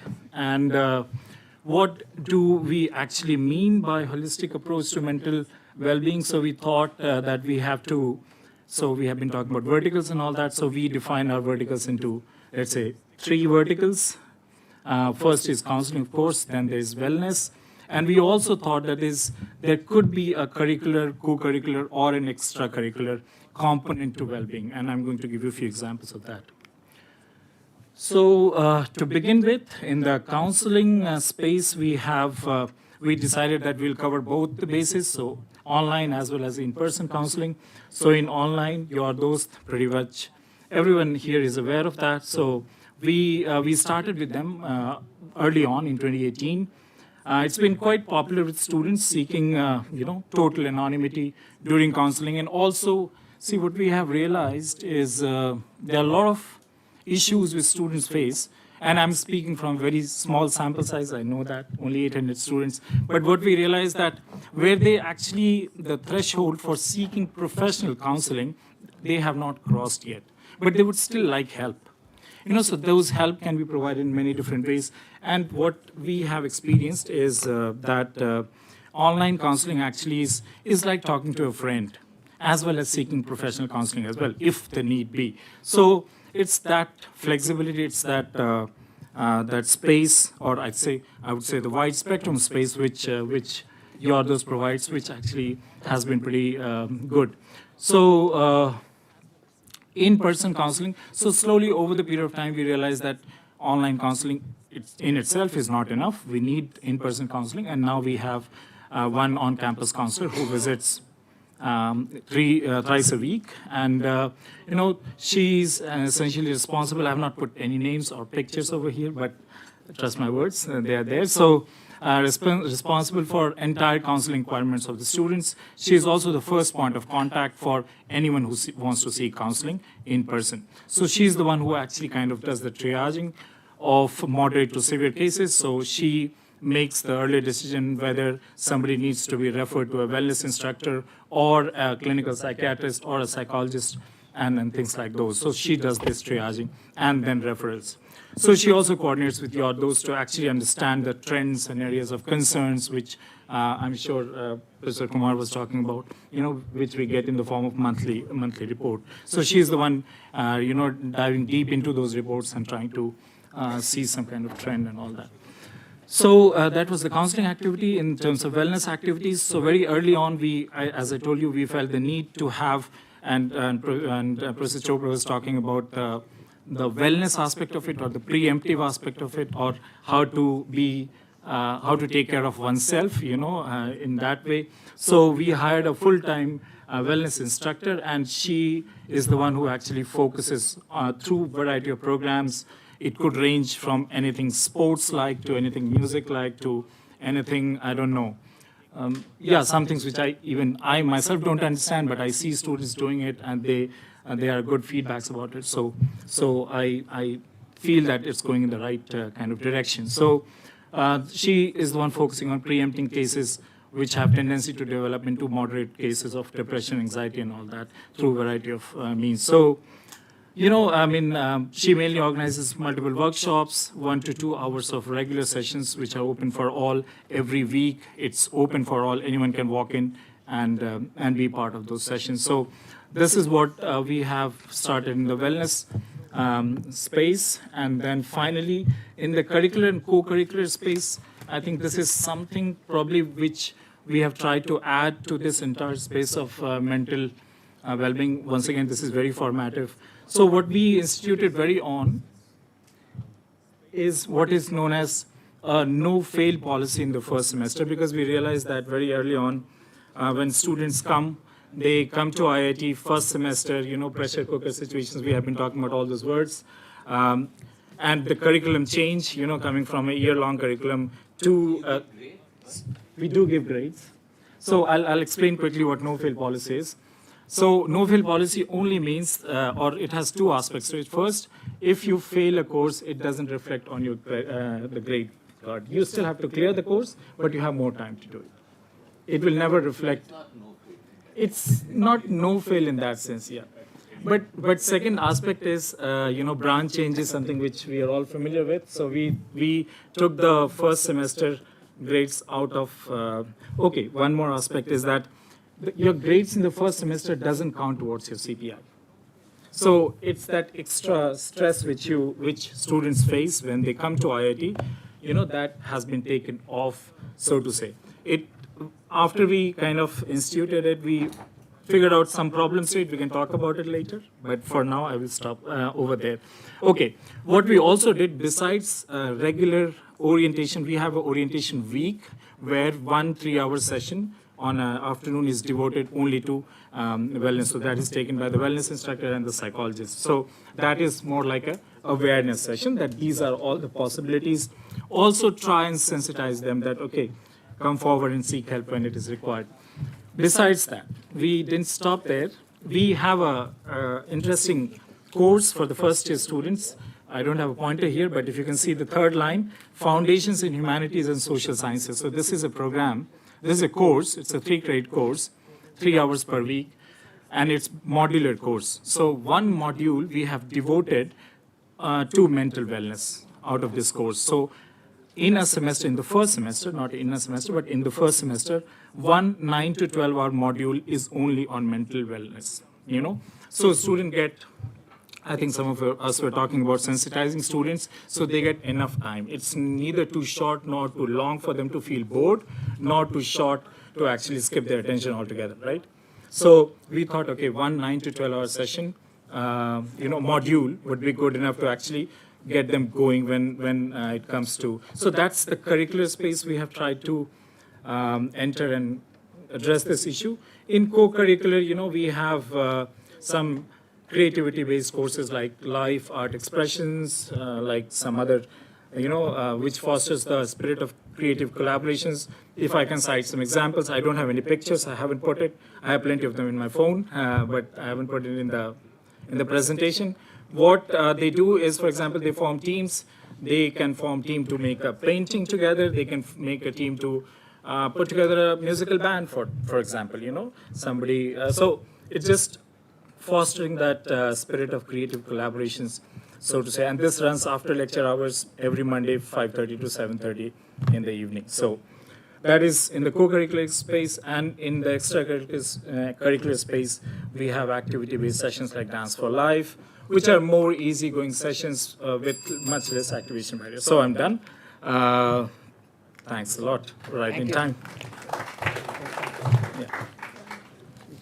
Yeah, we can take some quick question. Already we are.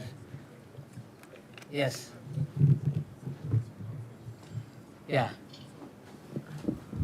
So this credit course is taught by in-house faculty or external? So this foundations program course? Yeah. No, it's coordinated by in-house faculty, but we have all invited lectures. So every module, which runs for typically 9 hours, we have 4 to 5 modules in total. So 5 different instructors. Thank you. So can you explain me no-fail policy? Yeah. So let me first put out the disclaimer. We are also still trying to figure out this thing in entirety. But the way it works is in the first semester, when the students come, nobody should end up with an F, which is a fail grade, on their grade sheet. So that's the part. Now, they still have to clear the course. If they happen to fail, then they will have to clear it in the next time, next time around when it is offered.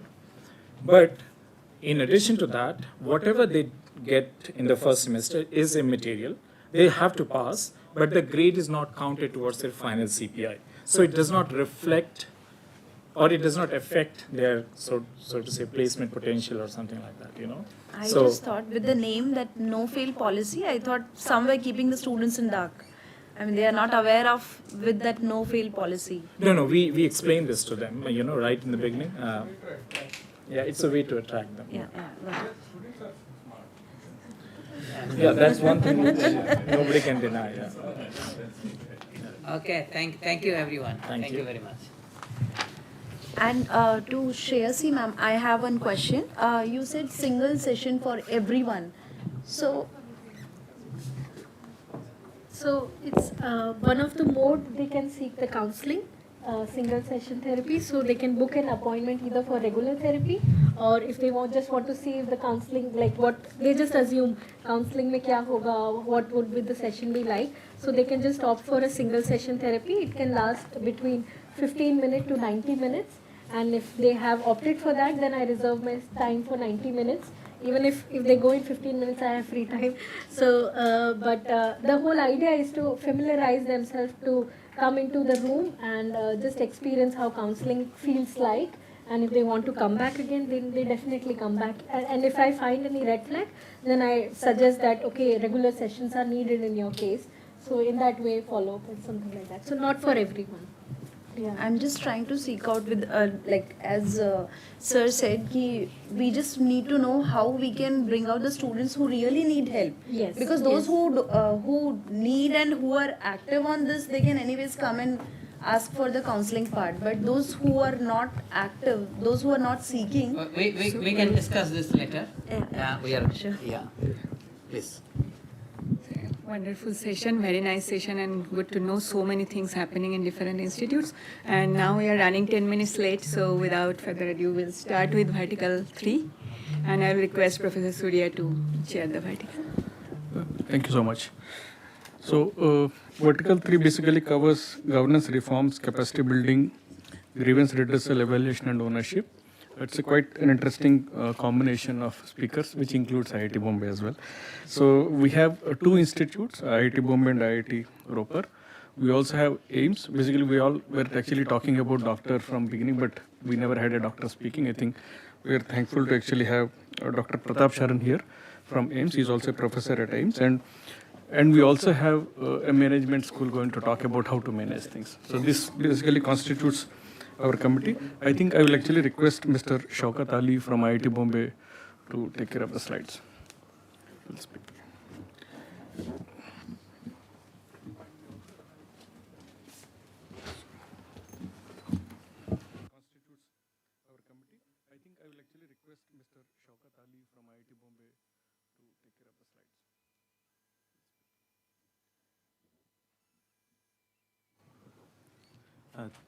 First of all, thanks to IIT Delhi and Ministry for organizing this workshop. I'm Shaukat Ali, one of the counselors at Student Wellness Center of IIT Bombay. So, I'm going to talk about my experience or our experience at IIT Bombay in terms of governance reforms, especially in promoting mental health and wellness. So, like most of the things we discussed are similar. That's why I'm going to skip some parts. So one of the major challenge here is the social stigma. But the good news is like what we are experiencing after, especially post-COVID, students are more willing to come for the counseling sessions. We experienced it because high demand for counseling appointments, and we are getting a lot of counseling requests every day. It keep increasing, and we are finding it difficult to manage the large number of appointment requests. So on one side, we assume that this stigma is coming down, especially after COVID. So we are doing a lot of outreach programs and capacity building programs in order to make students feel comfortable to ask for help, to seek for help. And also these capacity building programs are, we are aiming to inculcate a kind of trust in students that they can come to take help from Student Wellness Center and from counselors and from other support system, ensuring the confidentiality especially.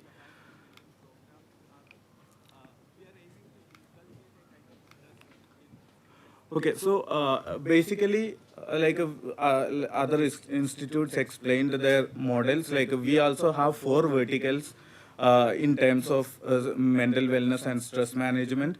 The first part is one-on-one counseling, especially trained professional counselors are giving individual counseling sessions here. And also we have a dedicated team for outreach programs. They conduct the sensitization of mental health, conducting a lot of workshops, seminars, and other things, especially to promote mental health literacy and awareness. And the another vertical is student mentorship program for both UG and PG. So senior students help their juniors or newcomers to acclimatize with the academic system and the institute especially in their initial years of stay. And also we have a self-help website that is a separate web page. There students can avail many kind of like materials for their stress management and to promote their mental wellness. And also the additional support system, like we have psychiatrists, and psychiatrists are visiting every day at our hospital. So that means in a week, 6 days, 5 days, except Saturday and Sunday, every day psychiatrists are visiting. And in a few days, like especially on Monday, I think 2 days in a week, 2 psychiatrists are sitting at same time in the hospital. So the psychiatric system is a little better. And although every day psychiatrists are visiting the hospital, mostly their OPDs are full, and it's not easy to get an appointment. And another thing, yeah, we are also providing 24/7 online counseling system, especially when students want to have an access in odd hours. Currently, we are subscribing to Your Dost, so that online counseling system also running as a complementary to existing institute counseling system. Yes, like we are conducting orientation programs, and when students get admitted to institute, every PG and UG students, and including their parents, undergoes this organization, like this orientation program, and where we are explaining the available support systems in campus, especially counselors interacts with both parents and students separately, and giving all the details like how they should take support, and how they should seek help from like counselors and other support systems.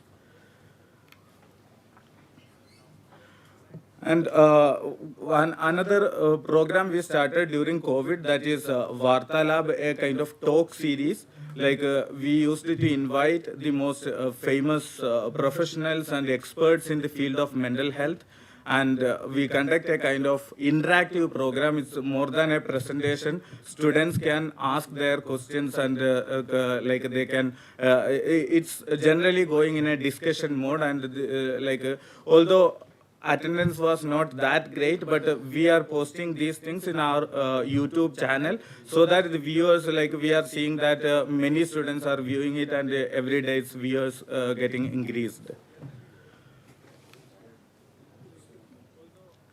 Yeah, these are the support system at IIT Bombay, like any other institutions. Like we have IITB Hospital, where students can consult doctors, and also security system, especially the QRT, quick response team. They are available 24/7 for any emergency cases. And also gender cell, including faculty and students, also SEST cell. Then Dean Student Affairs Office is also available for any help. And Student Wellness Center, including psychologists and psychiatrists, and student mentors, like both for UG and PG.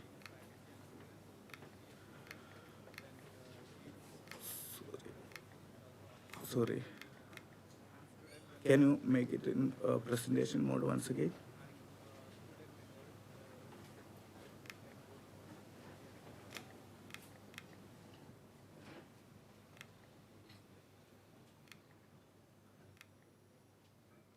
Okay, these are some posters we usually keep around the campus to familiarize students with the support systems, like hospital, positive mental health, that is the outreach team, and gender cell, and individual counseling at student wellness center. So there are different kind of posters we paste across the campus to ensure the accessibility and availability, and also to improve the help-seeking behavior among students. So evaluation is one of the important things, and at IIT Bombay, we ourselves like developed a kind of questionnaire, that is general mental health survey. It is conducted to every first year students, like whenever, every first year students when they join, like once they joined, then this test will be conducted, this survey will be conducted, and after, based on the survey, we will categorize the students to red, green, yellow, and orange. This red zone students means they are in the, they need immediate help. So this assessment we continue to second year and third year also. Now we are developing even for further years. So this is a questionnaire which is developed by IIT Bombay. It's made for only our students. So this assessment helps us a lot to understand a student, the risk level of each student coming to the IIT. Okay, I'm going to stop it. Especially we need little more, in the sense that I already started with saying that now the good thing is that stigma is coming down, and most of the students are ready and willing to come and meet counselors, and we are flooded with appointment requests for counseling. So definitely we need more counselors, and IIT Bombay already advertised for the positions for more counselors. And yeah, we have to use the technology and other cutting edge interventions. And another thing I just want to emphasize here, as a counselor, we are also getting a kind of opportunity to empower ourselves, because institute gives a lot of fund for us to attend training programs, and for our own empowerment. I could attend many CBT programs from Beck Institute, USA, with the help of the institute, because usually it's difficult to afford with that amount, but institute is willing to provide funding for counselors, each counselors, to attend such programs. Like many of my other colleagues attended program from Ellis Institute, and they are certified in REBT. So this is one of the good things institute is providing. Thank you. Yeah, thank you so much. Thank you. So we'll now request Dr. Pratap Sharan.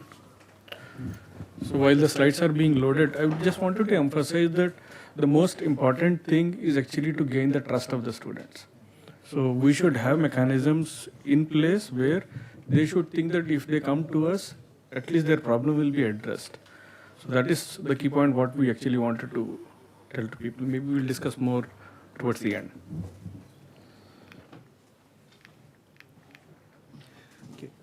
As we know, that stress varies from minor to major, and it varies in terms of chronicity and complexity. Both assessment as well as management of stress, one has to look at individual factors as well as social factors. Another important issue is that mental health is not only about the disorder part, it's also about wellness. So there is a full range of issues to be handled, and the work of mental health will never be over. So it's not something that can be done and dusted. Particularly for medical students and professionals, what is known is that about 1/3 of them will have significant mental health distress, and almost 10% think of suicide sometime or the other.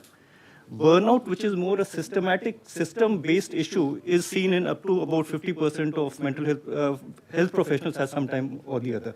So unlike what ISC mentioned, that a lot of the problems come from before, in medical institutions particularly, at least 2/3 of the problems are due to the establishment itself. Another issue is that professional students find it difficult to seek help. Like, we have 100 mental health professionals in the institute. Only 2% of students were seeking help prior to student wellness services. So unless you have tailored services, they don't come for help. When we are talking about interventions, there are interventions which are meant for all students to kind of improve their well-being. There is targeted support for those students who are struggling, and there is tailored support for those who are ready to recover. In terms of interventions, we look at it from 4 perspectives. The first is self-help. People can help to learn to deal with their own problems. Then there is a community support. And if more is required, then student wellness services, and finally psychiatric services. in the institute, student wellness services started in 2012 only, so it's pretty recent, and we have modeled it a lot on what IIT Delhi and IIT Kanpur and IIT Chennai have done. The Student Wellness Center itself only came up in 2018, so it's of a very recent time. Since then, we have mobile helpline available 24/7. We have, after COVID started, we started with ESWC clubs, which are essentially WhatsApp groups of about 100 to 250 students who interact on certain topics, and that's one of the major forums from where people start taking help from the Student Wellness Center.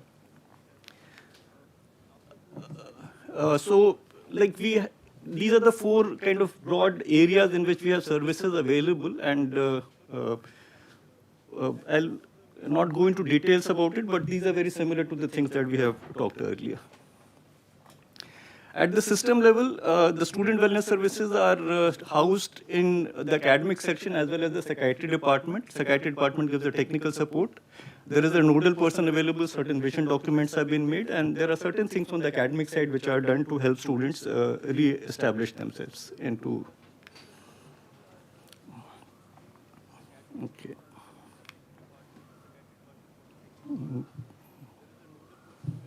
Can I go back?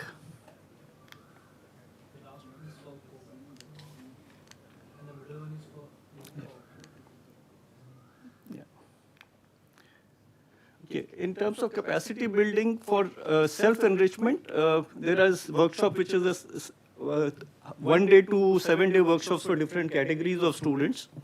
The thing to understand about residents is that they spend about 12 hours a day working. So most of them don't have time for any help seeking. So if we can prevent something, it's fine. Otherwise, it doesn't work. We have yoga and meditation workshops which are voluntary. One thing which we started with this, it was about 200 students kind of enrolled for it initially, but only about 3 students completed the course. So one major problem with students, particularly medical students, is to engage them in anything. They might start, but it's very difficult to take them through the course. So when we say that we have created these services, it doesn't mean anything actually unless we are able to get them to finish it. So we have some skill development workshops. In gatekeeper training, we have gatekeeper training for mentors who are faculty members. So the ones in yellow, these are the things which get done actually. When you make it mandatory, it works. If you make it voluntary, nothing works. In terms of grievance redressal, we have counseling committee for SC, ST, OBC employees, and as well as these are standing committees for sexual harassment. So these are only 2 standing committees which are meant for employees as well as students. For all the other things, they have to approach the academic section from where ad hoc committees are formed as and when required. In terms of evaluation of services, the student wellness service started in July 18, and there were 7 registrations per month initially. By 21 June, 3 years later, the registrations increased to 16 per month. In terms of sessions, we were doing about 2 sessions per day in 18, and it increased to about 10 sessions per day in 21, so it was a kind of a 5-fold increase. This is the important chart from an institutional perspective. In 3 years, we saw 348 students, which is about 10% of all the students that are enrolled with us during that period. 76 of them were at-risk cases. These people could have died by suicide or through other health deterioration. 15 of these cases are active suicide risk at any given time. So at any given time, there are 15 people that we have to handle in a serious manner. And apart from them, there are some other people who may require frequent contact, which means more than 1 session per week. So there are some people who have needed about 200 sessions. So when we talk about just starting with a few sessions of therapy, there are a few people who can be handled in 1 session. There are people who may need many more. Psychiatric co-management is required in about 40% of students.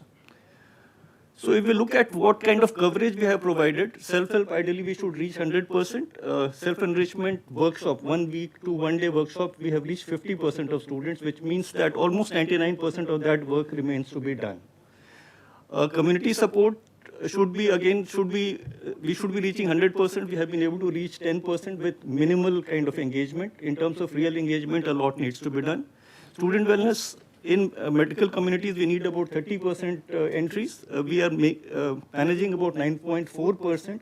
people who engage with, who come to SWC engage, and we are able to take them right to the end of their treatment. So almost 80% of them, the evaluation perspective, they are doing well.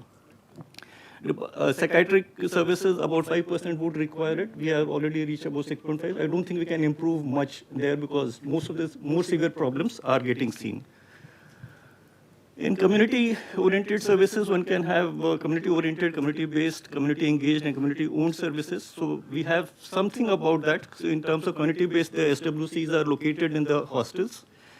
In community engagement, we have tried to engage with students. We have tried to engage with faculty, with parents, as well as student communities as groups. Apart from the student community as groups, the rest of, and mentorship for faculty, the Wellness Buddies program has not functioned in AIMS because residents don't have time to really mentor other people. And in community ownership, all the committees that we have for students' mental health, they have participation of the representatives from students and residents and other community, their associations basically. This is what I wanted to present. Thank you.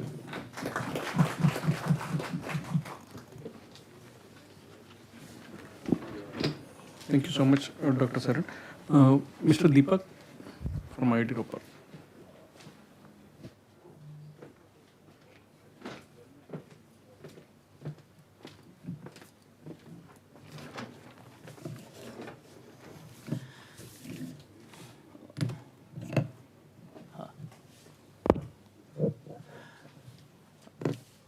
Very good afternoon to all.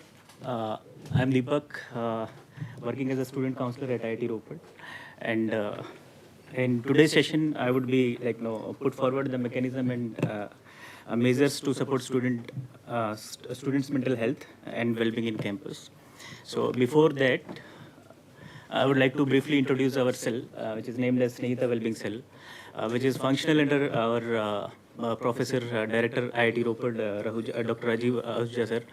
And we have a student strength of 2,700 at campus, and where well-being services are comes under student affairs. Our team is consisting of Dean Student Affairs, faculty advisors, counselors, and student buddies, and working on the core objective of looking after the well-being and counseling needs of campus. So, youths, as we all know, that are invaluable assets of our nation, and where IITs are very premier institute, which attracts best talent across the nation. Youth transition from schools to campus does sometimes found to be very enjoyable, but at the same time it comes up with various challenges also, which sometimes affects their growth.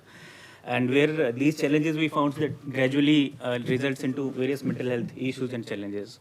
So it is very important for us. So it's very important for us to I think bring our attention towards enhancing or increasing the capacity building, or understand the importance of capacity building in relation to mental wellness and stress management within the campus.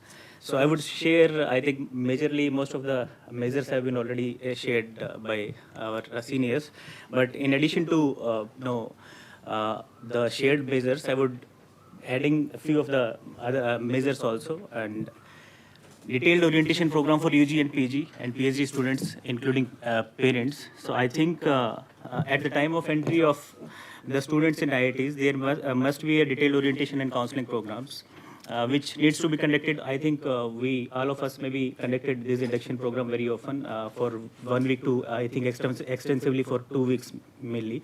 But I would emphasize that this induction program needs not to be limited to BTech students or UG only, but it must be included PG and PhD students also.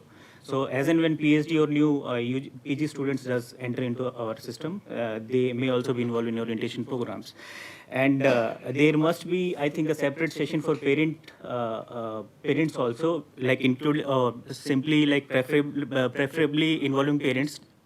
I think during this induction program. Parents needs to be educated on evaluation criteria, remedial options available, facilities of the institute, or what expectations versus reality sort of things to the parents. And as in fact, the parents also and the students also may needs to be educated on the undue expectations and about the academic achievements, which can further leads to stress. Second point is detecting early indicators for timely prevention. I think it is very important for us to identify the early measures based on these few early indicators. I think we may somewhat trace the students based on their class performance, based on their class attendance, based on the behavior generally they does shows, either or not socializing with others or friends. Zero participation in extracurricular activities, keeping mess regular or reduced interaction with parents or sometimes friends or colleagues. So these indicators may help us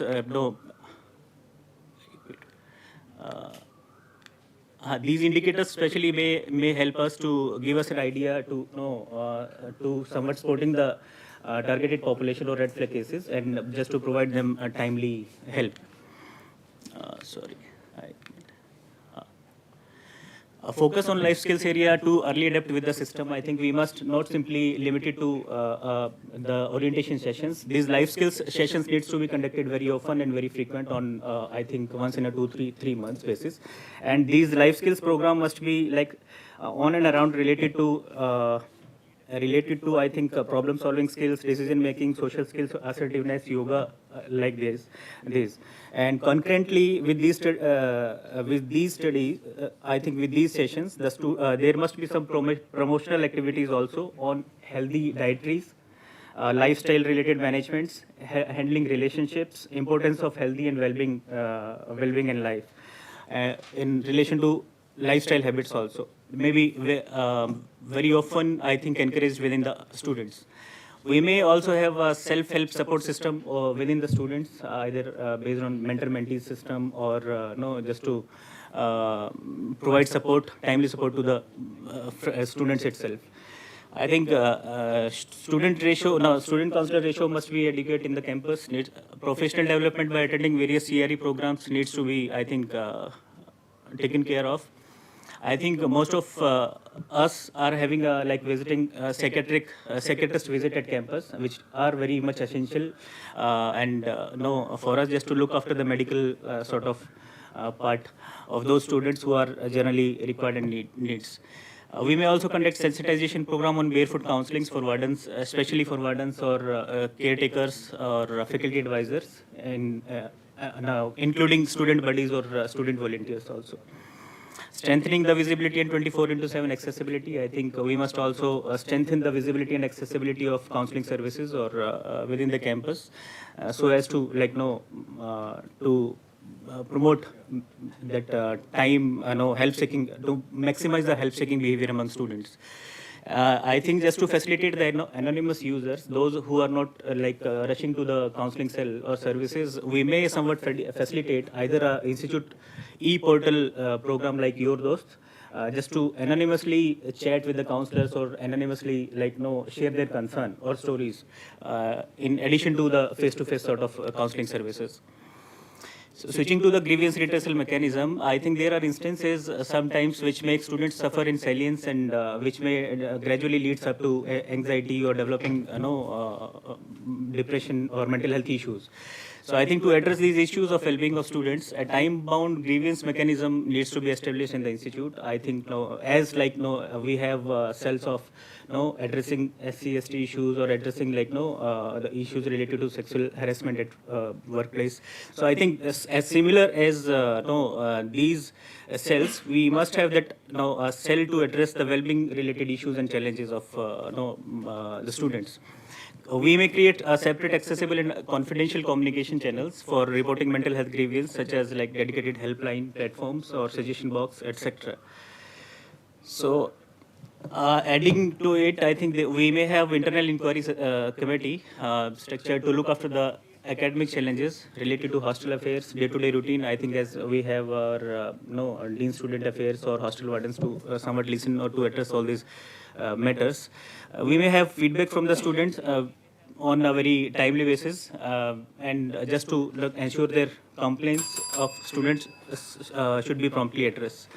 And the committee should handle these issues with compassion rather than strictly like switching to the rule book, and the matter should be disposed of within the time.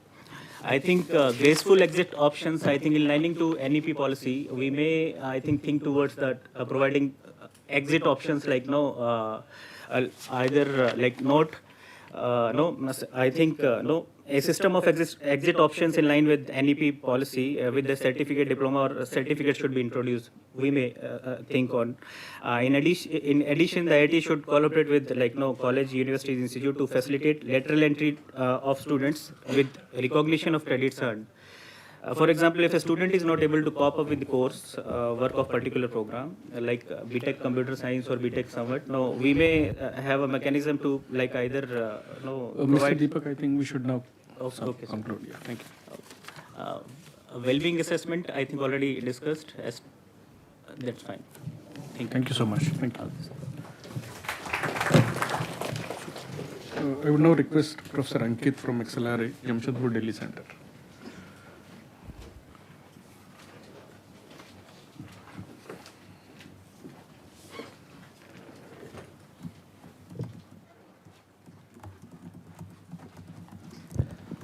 Hello, good afternoon, everyone. So, I am going to present what we do at XLRA. So, XLRA has two campuses, one at Jamshedpur and one at Delhi. So, Jamshedpur is the oldest B school in the country, and Delhi branch has just started a few years back. So, most of the discussion till now we had from engineering institutes. So, we may provide some different insights to you. So, let's see how it goes. So, as we know, in the management institutes, we have a rigorous selection process in which interviews are also very important. And during the interviews, we get a lot of insights regarding the students who become part of the institute, and insights regarding those students who are not able to get into our institutes also. So one insight is the last thing which the presenter was presenting, that is graceful exit. So many students, like when we are interviewing students, many say that they are frustrated by the courses they are pursuing in their undergraduation, and they do not have any exit options, and they have to do it for 4 years and 5 years. So, okay, many of those students are able to get into a management institutes, many are not able to qualify, but that is something which is frustrating and creating a lot of stress for students, especially during graduation courses. So, as NAP has also come up, maybe a graceful exit option is very important for those students. Let's say I have interviewed a few students who were part of the top research institute in the country, and they said that they never enjoyed research and they do not have an exit option for 5 years. So they are pursuing research in chemistry or physics, and now they are appearing for an MBA entrance test and want to come into MBA, join an MBA institute. So a graceful exit option, I think, can solve a lot of problems at the undergraduate level. Now coming to some of the observations. So I discussed with the counselor at our institute, and we listed down some of the things we found in the students. Now the points which are mentioned here, few of them are attitude, few of them are behavior, few are the consequences, few are the antecedent of stress. So first is perfectionism. Now in top tier management institutes, most of the students which come are from IITs or NITs or BITS, and they have, when we see their CVs, they are topper in their 12th standard, one of the toppers or branch toppers in their institute. Now everybody is at one place and eyeing for that top placement. So ROI, return on investment, is a very big issue in B schools. I don't know if this is a big issue in engineering institutes or not, but in B schools where the fees are usually high, even if you go for government institutes like IIMs or private institutes like XLRI. So ROI is a very big thing, and everybody wants to get that perfect grade and perfect placement possible. So that is something which is causing a lot of stress at B schools. Second is worthiness. Now, if you have been topper all your life, and first time you get a D or F, certainly you start questioning what I'm doing in my life. Am I worthy enough to get a good job? And everybody is eyeing a placement of, let's say, more than 50 lakhs. So how, I'm worthy enough or not? Management courses are designed in such a way by default that it basically trains people to handle stress. Because management job is all about managing exceptions. If everybody is doing their job, you don't need managers. So by design, it is something which requires a lot of demand from the students, and excessive demand is one of the problems. Then sometimes hopelessness is there, social anxiety. Social anxiety has developed a lot after COVID times.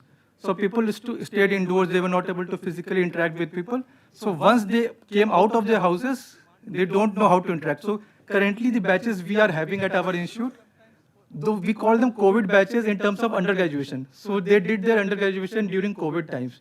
Now certainly when they are having classes, physical classes, they don't know how to sit in classes. Because for the last 3-4 years, they are having online classes where their attention span is reduced a lot. They cannot focus on one thing at a time. So let's say they have a 90 minutes class, which we usually have in B schools. They cannot focus for 90 minutes because they have the habit of having a class and then having a YouTube besides them. So that is another thing we are observing. So these are a list of observations we have got. Falling asleep in class, fatigue, these are the things we have observed over time.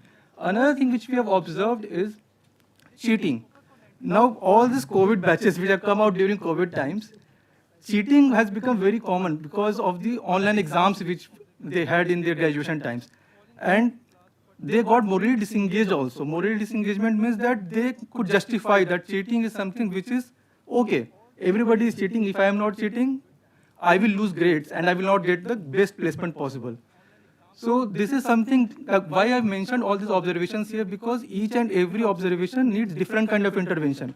Interventions already we have discussed in terms of counselors having on the campus or online counseling, but all these things require different kind of interventions. Like for dealing with cheating, it is something at the moral engagement level, where you have to morally or ethically let people know that, no, you have developed something which is not correct. So it's unlearning and then relearning process is there.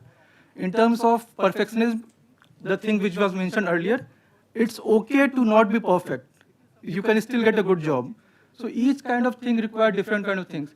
Then issues regarding relationships, which I think in the first presenter also presented, that relationship issues are big issues, especially in B schools where we have matured students.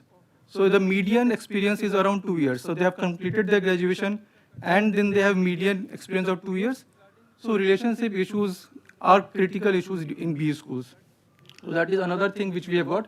Emotional baggage is their problems they are carrying from their failed relationships in the past. It can be a breakup in the past which they had in engineering colleges, because many times in engineering colleges or graduation they have their first relationships and then this distant relationship in MBA when they get into different B schools or different places. So that is one kind of emotional baggage. Other type of emotional baggage in terms of parenting. So if the parents did not have a good relationship, that also carries forward. So we have to take care of each of these different observations differently. Now coming to the things which we do on campus, again, this is almost all the top institutes which we are here are doing these things. One is the offline platform and another is the online platform. So in terms of online platform, the thing which we found that most of the calls they receive is between 1 a.m. and 4 a.m. So this is something interesting which, although offline counselor is also available to receive calls at any time, but maybe because of complete belief that it is completely anonymous and there is 24/7 service available, students prefer to call between 1 a.m. and 4 a.m. Maybe I think there is some data available also that all the societal thoughts and questions about life and life decisions come in the midnight time. So online counseling is something which is important because they deal with something which the offline counselors are not able to deal because of the time constraint maybe. Now in terms of offline counseling, we have a dedicated Department of Psychotherapy and Counseling Services, which take care of the offline counseling, and they do a lot of other things. So there are basic 2 systems in place at XLRI. Now in terms of capacity building, we start with the orientation program in which when the students join our institute, we let them know what are the facilities available at the institute, and the vertical 4, in which we are going to talk about yoga and other things. And as one of the speakers were also mentioning that it should be something coming from inside also. So all these things are covered in the orientation program. It's not about only prevention, but also the cure side. And other things have already been covered here, like training, gatekeeper training, basic life skills, parenting. So these things have already been covered by different people. In terms of grievance, again, all these portals are available offline and online, and we develop all these things. And reaching out to parents is a critical thing in terms of B schools, because many don't want to allow us to get to the parents. And finally, in terms of evaluation, we have a behavioral lab. So this is a different thing. where we are able to monitor the different attitude and behavioral changes over time, which help them in tracking the impact of the different interventions. So that is the different point in terms of evaluation. The rest of the things is similar to the other institutes.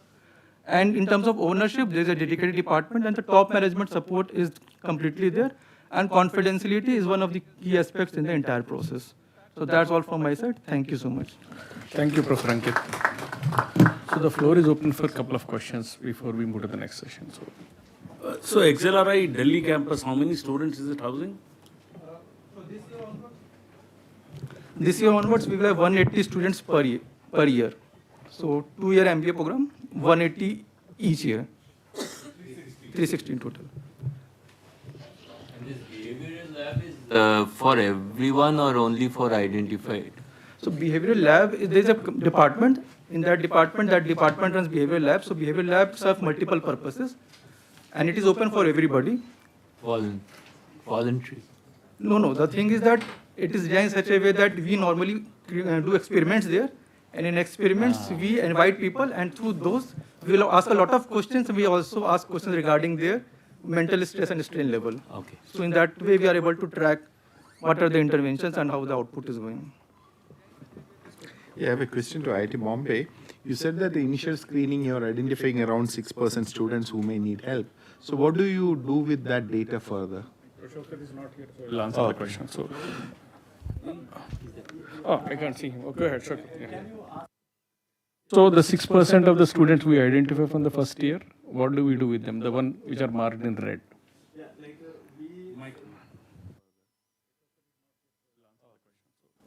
We will send them mails, telling them that it is better that they should attend their individual counseling sessions. We will encourage them even multiple times, even if they are not responding to the first mail. Then again, we will try to try to bring them to counseling system. In case if they are not coming, then even we will take support of student mentors to reach out to them and evaluate the situation. Just to add, so we have something called as a student mentor program, primarily for the first year students, mostly concentrating on undergrad students, where there is a mentor for every 12 students. So the 12 is a number because of based on the total wing strength, total students in a wing. So these guys actually interact with them almost on day-to-day basis. So the moment we actually see that these students are flagged, we also inform the mentor. First, we will try through our route to sending an email. When they don't respond, we'll immediately inform the mentor, and the mentor then they can convince them and bring them to us. What's your criteria of selecting the vendors? Because sometimes that's also very sensitive information. It's basically a rigorous exercise that is done over. Yeah. So there is a questionnaire which they have to pass through an exam. So certain questions are actually asked, and then and interviews, and also it takes a lot of time for someone to actually become a mentor. So they have to prove themselves. So yeah. And what is the screening process? Is that same PANAS or something you use? So this screening is for the questionnaire for the students. Yes. That we. How do you understand these 6% are liable? Okay, maybe what we can do is we can actually share the questionnaire. I will look at that so that it will. Because see, this questionnaire is basically prepared keeping IIT Bombay students in view, based on. You don't take this standard like PANAS and. No, we don't do that because we had a counselor who recently retired from the institute. She worked in the Student Wellness Center for more than 30 years. So she told that, let me prepare the questionnaire for IIT Bombay. So we can share it with you. Yeah, I can also add that, the standard questionnaires, sometimes the language that is used there may not be in the Indian context. So people won't understand, even the fine question, they will not. So they just answer something. So that's why we have to customize it for our needs. I also want to add something to what IIT Bombay is doing in terms of screening. And this is something which our team here at Delhi implemented. It is not a student's decision. It's an administrative decision when the parents have to come in. So if we identify, let's say 5% of them, we'll make mandatory sessions. If the counselor red flags it where parent intervention is also required, if it goes to psychiatric evaluation where medication is required, at that time we immediately involve parents, and it's not a choice given to students and parents. We reach out to parents, we explain to them properly how their intervention is. As we speak, 8 students are right now in custody of their parents taking counseling sessions and or psychiatric local help. So it's an administrative decision we have to take. We can't leave it up to the students. Yeah, we also face problems sometimes when we involve the parents. Their understanding of these things are very poor. Yes. And in certain cases, what happened was, with the promise that they will give enough treatment to the student at home, totally different things We happen agree. at home. So we have had to actually intervene late at night and look for a local psychiatrist or guide them to places. This is a problem. Fortunately, it is a problem with that very less percentage, but these less percentage is the one which is most prone to difficulties. And I think many times, like you said, parent refuse to accept the fact that the candidate has a problem. So it's very difficult for us to convince them. Sometimes we have to tell that you have to come, you don't have a choice, I'm booking the ticket. That's the only way they come, because they simply say that I spoke to my daughter or son, they are fine. Yeah, they are fine. So one father actually delayed by 3 days. So then I have to tell that, look, this is too late for us. You should understand why we are calling you. There is a big reason why institute is actually calling you. You should please understand and just come. And finally he came. So it takes time for us to convince the parent, but it's our job. We are also introduced. Something like this only. There are two legal issues that I want to find answers for. One is that students who are older than 18, they have a right to confidentiality, and unless they have severe mental illnesses, one can't break the confidentiality even to parents. So how do you deal with that? The second issue is about ragging. So the first year students, when you put mentors for them, how does it, the UGC guidelines says that first year students shouldn't be interacting with older students, so how do you manage So that? these mentors were actually, have gone through a rigorous process of actually responsibility. So these are probably one of the best students what we actually have on campus, who we in general have a very, very clean record for the last couple of years. The issue is of a statutory nature, that UGC doesn't allow first year students to meet other students. So I agree. whosoever well trained student may be, they do not have clinical responsibility. I agree, but there is a catch in this. Yeah, so basically they don't meet in the rooms. So they meet in the mess halls or lecture hall complexes and other places. For example, although we say that there is a UGC mandate, first year laboratory TAs are senior students. It is just impossible for us to even make them not interact with them. Practically not possible. We can't have first year student conducting lab for the first years. That's ruled out. And the large number of students what we have, there is no way we'll be able to conduct the labs for them. And we have been doing this now for many years. Many years, and we never had a problem with mentors, and I think we can definitely confidently say that we don't have any active or reported cases in terms of ragging, because students have understood the repercussions of actually ragging. On the other issue which you said about the 18 plus and the legal, I think, yes, if one says there is a legal, but as an academic institution, I mean, we've gone a little beyond that. So then if someone really insists and makes a issue, then we are that way liable. But No, there were instances. I can give a case study about the legality of the issue. We don't break confidentiality of exactly what the nature of the problem is. In fact, a written letter says physical and or mental well-being is really in question and all. So it's very vague that way, but it says it's urgent. But there was one case in which the parent and child had disowned each other. Now that's a major legal issue. The biggest nightmare for all of us here is students staying in hostel alone, not attending classes, and in summer term also not going home. And we had this case. In this case, we mandated that some local guardian or somebody, some relative, they need to take action even if the parents have disowned it. I mean, it's an administrative decision. We basically raise our hands up that beyond this level, primarily our intervention will not work. So we have to accept our failures also, that we can't take responsibility beyond a certain point. I just want to add one thing on this. Ours is a residential campus. So at least 90% of the students stay on campus. So I understand that they can always say that it is their right, but we would like to exercise only when we are completely out. When our doctors say that we can't do anything now. Our doctors are quite good. They try to manage. They have a lot of patience. But when they give up, then we call parents. Because we don't have a choice. Yes. So one thing I wanted to ask is, I mean, I think we may wrap up this session over now. tea. We'll discuss over tea. Okay. Yeah, but this is very interesting. So just to quickly add to it, as per the code of ethics, we can breach the confidentiality in case we see that there is some red flag. In case we find there is someone who is at risk of for the life or themselves or for the others, in that case, or in case there are some legal or involvements, so we can breach the confidentiality. So before booking the appointment, what we practice at IIIT Delhi is like we take the consent from the client that in case of such case, we may breach the confidentiality. So we keep students aware about the confidentiality, but there is a term and condition to that as well. We had students who did not enter the hospital premises saying that I don't want to enter inside the hospital, and we had to be with the student whole night. We have to make sure that the student is not in trouble. They are not young students, they're actually quite old students. But I think we have to face it, we have to accept it, and we have to deal with it. We don't have a choice. Many of these things, you can't, each case is, in many cases, it's very different. Prior consents don't work from a MHA perspective. Even if you have prior consent, at that time the person says, no, we can't deal with that. Thank you so much for your active participation. I think we'll now hand over to the next team. Thank you. 900 seconds behind schedule.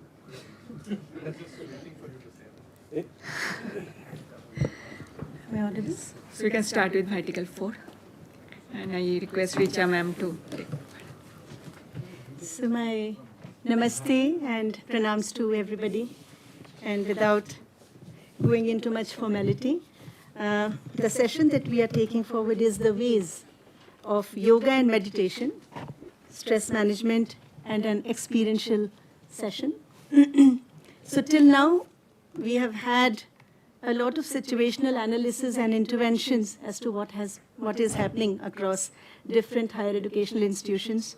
My walkthrough will be building on the internal resources, the arena of introspective science, which we also call it as first-person inquiry, and the premise being that the mind is an object. It's a sukshma sharira. That is what we see it from our Indic point of view. And because it's a sukshma sharira, because the mind can be observed, means that the mind can be handled by the person himself and may not necessarily need somebody outside. That is the premise. So hence, I put forward a few ideas very briefly, maybe a path which is lesser traveled, but it may be worthy exploration because we are touching the subjective arena of the human side, which may not be empirically captured always. So I present some universal ideas from Patanjali's Yoga Sutra on mind and mental health, philosophy and practice as part of this workshop. And if we see on the backdrop, we have certain words in the watermark, Atma Vidya, which is self-liberation, which our new education policy talks about. We have the blossomment of the full human potential, which includes Satya Buddhi, Ahimsa, that is non-violence, Tyaga, sacrifice, Nishkama Seva, Akarma Yoga, Dhriti, that is perseverance, Shanti, and so on. And these things are well captured in our new education policy. But the question is, how do we reach there? How do we make sure that the students who come to our centers are just not being educated for a 50 lakhs salary or a 1 crore salary? I was in Jaipur yesterday and I saw the students who were getting X number of salaries, their photographs were put, and the salary package they are getting, that was put under the names of the student, and I thought this is the first step to depression. So how do we inculcate as educational institutions all these values? That is very, very important. As Gurudev Shri Shri Ravi Shankar Ji says, health is a disease-free body, a quiver-free breath, because breath and mind is emotional states are linked, a stress-free mind, inhibition-free intellect, obsession-free memory, ego that includes all, and a soul which is free from sorrow, and the birthright of every human being. Are we able to nurture students to this quality? If we are able to do that, only then perhaps we can say that we are really successful academic institutions. The context of my presentation is basically the study of mind and behavior has evolved under the rubric of psychology, which is not very old. It's about 140 plus years young, this discipline of Western psychology. And it is increasingly attended more and more to the nuances of behavior with a predominantly physical, scientific lens. Positivist and anthropocentric view leading to the utter neglect of the inner world, self-awareness, experiential realities, and insights from Eastern perspectives, including Indian knowledge system, there has been some kind of a lacuna in this sphere. And it has led to the acceptance of a lopsided view of reality, causing an impoverished perspective on the full human potential. From Vishnu Puran, we have Savidya ya Vimuktoe, which means that knowledge is that which actually liberates. And the first liberation is liberation from our own thoughts and feelings. In the sense that we are able to have a free mind, an emancipated mind, and only then we are completely productive in all spheres of life. Why just those 4 or 5 years of study? In all aspects of life, one needs to be complete. So the progressive expansion of the self is the central construct of Indian psychology. And we have a lot of insights in our ancient texts, which includes the Vedas, Upanishads, which is a part of the Vedas, from Bhagavad Gita and from the Yoga Sutras. But we have not deep dived. We have not been taught how to excerpt, how to cull out those philosophical and practical applications of how to really culture our own mind. One of the significant tenets is the Panchakosha Vichara. We had it in Professor Behera's slide also, which talks about the 5 sheaths. That is the Annamaya Kosh, that is the physical body, gross body, which is made of food. The Pranamaya Kosh, the vital life energy. The Manomaya Kosh, the mind sheath. The Vijnanmaya Kosh, knowledge of the seat of higher intuition, and the Anandmaya Kosh. And if we can understand our students, not just as a student who comes here for 4 or 5 years, but in the entire dimensionality as to what the student is, the entire dimension, it can really give us a new lens to look at that student and help that student. Likewise, the Yoga Sutras of Patanjali very beautifully talks about the modulations of the human mind 3,000 years back. And yoga is not just the asana, but it is a complete psychological manual which can really empower students and all of us to be free from the clutches of a mind. It's a remarkable and unparalleled contribute to the science of behavior. But unfortunately, how we see yoga is basically a little bit of asana and some meditation, but we have not gone into the psychological power of yoga. That probably we need to bring it into our educational system. I do not know how many of us in Jaipur, when I was there, I asked, there were a lot of teachers there, and I asked how many of us know about the Upanishads. Everybody heard about it, and then I said, can you please tell me what an Upanishad is? And unfortunately, nobody could even explain what an Upanishad is. So just to see that where we stand on our Indian philosophical systems, this is from the Taittiriya Upanishad, and there is a beautiful story of sage Varuna giving a Vidya to his son, Brigu, and then he teaches Brigu that how he is not the body, how he is not the mind, how he is not the vital source, but how he is that sheath of bliss, that awareness, and how Brigu arrives through that stage of understanding, I'm not the body, it is changing, I'm not the mind, it is changing, and how the father, Varuni, teaches Brigu about this. We have these beautiful stories in our Upanishads. This is just one of them. And if our students can be taught in a scientific manner all of this, why will they not be empowered to really understand who they are? The question is, if I really do not know who am I, what is the purpose of knowing anything in the world? So we can perhaps include these kind of things for our students and teach them so that they really understand their whole apparatus. Likewise, we have the Patanjali's Yoga Sutras, and there are a lot of ideas from the Yoga Sutras, and I have tried to capture the entire Yoga Sutras in 6 basic ideas. Patanjali was a person who actually systematized the whole yoga philosophy. It's not that yoga started with him. Yoga has always been there. It's mentioned in our Vedas, Upanishads, but he systematically put the whole architecture of the human mind and going beyond the mind through the Yoga Sutras. And the first idea is, it says, Yoga ha chitta vritti nirodha. Yoga is arresting, stilling the modulations of the mind. This is what he said 3,000 years back. Isn't this psychology?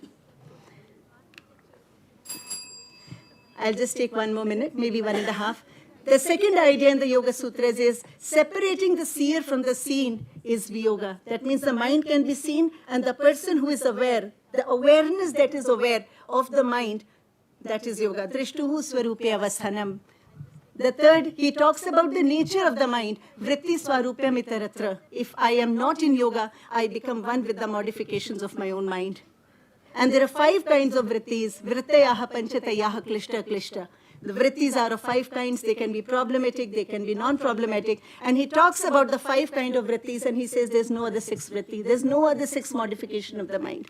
Why can't our students be taught about this? So what makes the mind?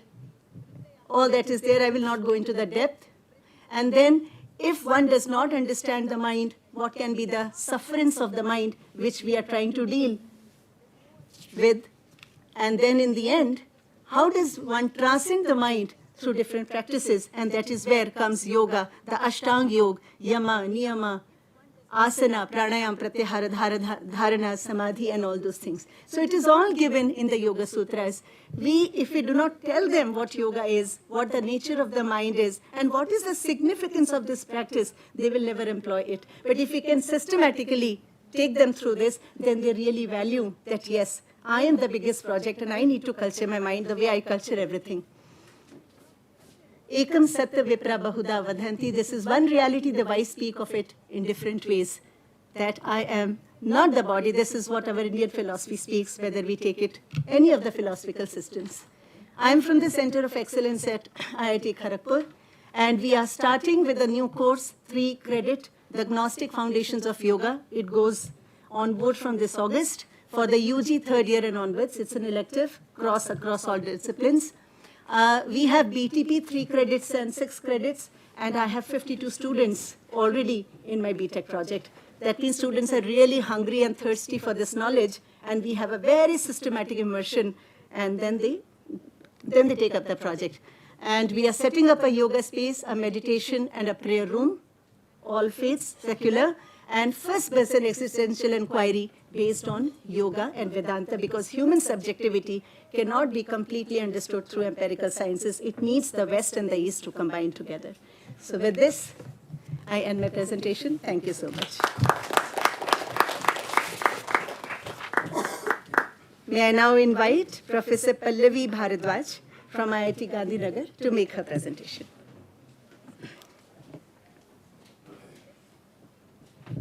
So maybe you can do Control L to make it full screen. Yeah. Yeah, can you make it full screen? F11 or Control L. This is not in presentation mode. Control L. No, Control L. This is not a PPT. So this is a PDF. So you do Control L. View.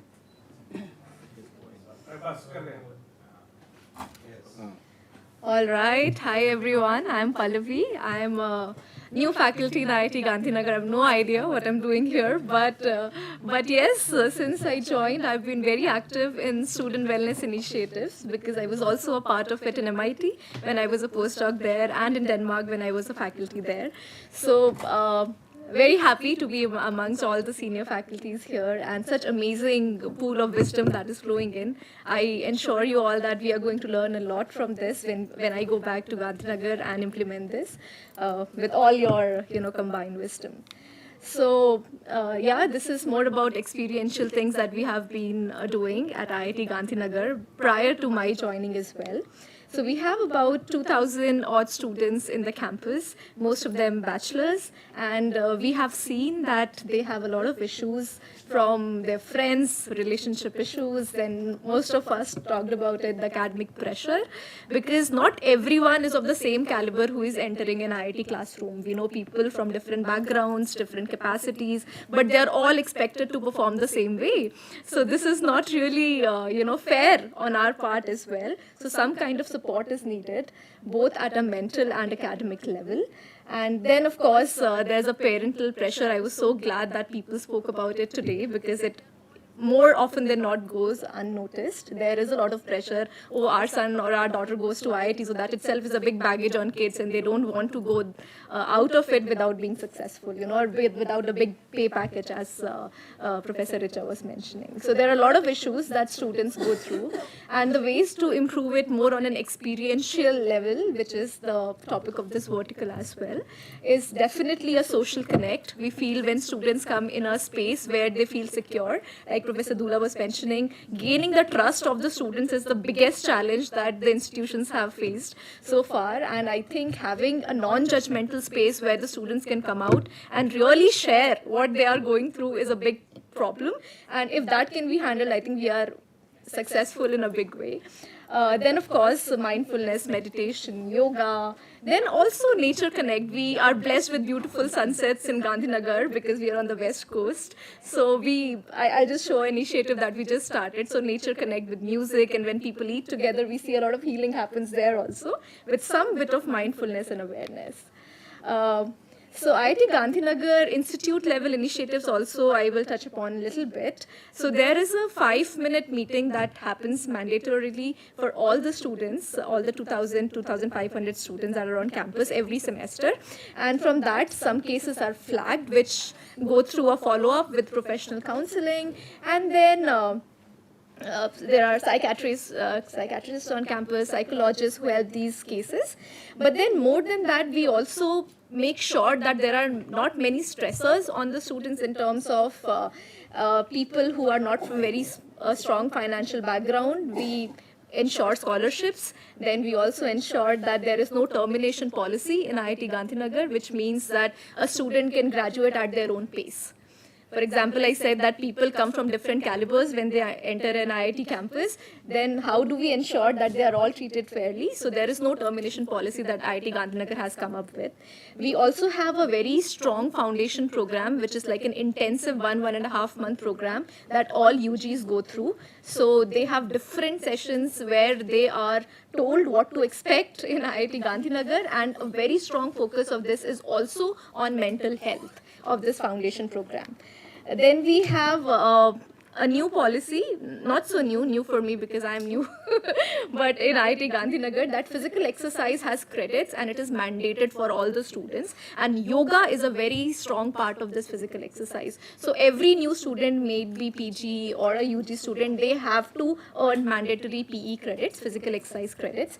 We are also thinking about whether to include mindfulness into these mandatory credits, but yoga is already a part of it. And then we make sure that they do some physical exercise so that their mind doesn't run so much because the body runs then. And we're blessed with a beautiful sports complex, so many students actually go there. That is helping us a lot.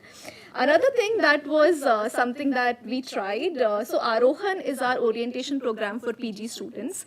So we tried a session called iPod in it, which is very famous now in many campuses across the world. It's called Inner Peace and Outer Dynamism. So there we talk about the nuances of the mind and how you can become the best version of yourself using mindfulness practices and some kind of fun activity. You can be a great chef, you can be a painter, or you can be an artist or play some musical instrument. And that way you can de-stress yourself and sit with a group and just share and care, that kind of a session. So that actually received the highest feedback from students across all the years that IIT Gandhinagar has been running its foundation program. So then if you can also read the bubbles there, that shows what students said. They were like, it is so important to be peaceful in an IIT. That is something that they realized, and they want these sessions to happen more often. So then we came up with this new, concept, because getting the students who really need such things out of their hostel is a challenge. People who are fun would anyway come for social connect things, but people who really need help often don't come out. So for them, we started this Sunset Connect, and we take it to their hostel. So in their common rooms, we have a panchayat circle. There we do it when it is not so hot, of course. So Sunset Connect has been a big hit. So the first time we announced it a month ago, we had 100 sign-ups, 50 students showed up. And that usually doesn't happen if we don't give them free food. But this time, no free food, but people came. Okay. And so there were no chairs. We all sat on the floor because it was overflowing. And after the session also, students didn't want to go. So that kind of trust building happened in the very first session that we had, this Sunset Connect thing. Then the next time we had it this month, then we had more than 100 people participate. And this is just growing. It is 1 month old, and the students are getting to know about more and more by themselves without us doing any active publicity. So I think such initiatives where we don't focus on stress management, but we focus more on the happiness. Just come here and connect with all of us. That kind of a space, if we can create for students, I think that has worked very well for us. It is a new initiative. Let me get back to you in a year if it still goes on. And that's all from our side. Thank you so much, Professor Tanushree, for inviting us here. Let's hope to build a happy IIT community. Yeah. Thank you so much, Professor Pallavi. May I invite Professor Ankur Raina from IISER Bhopal for his presentation.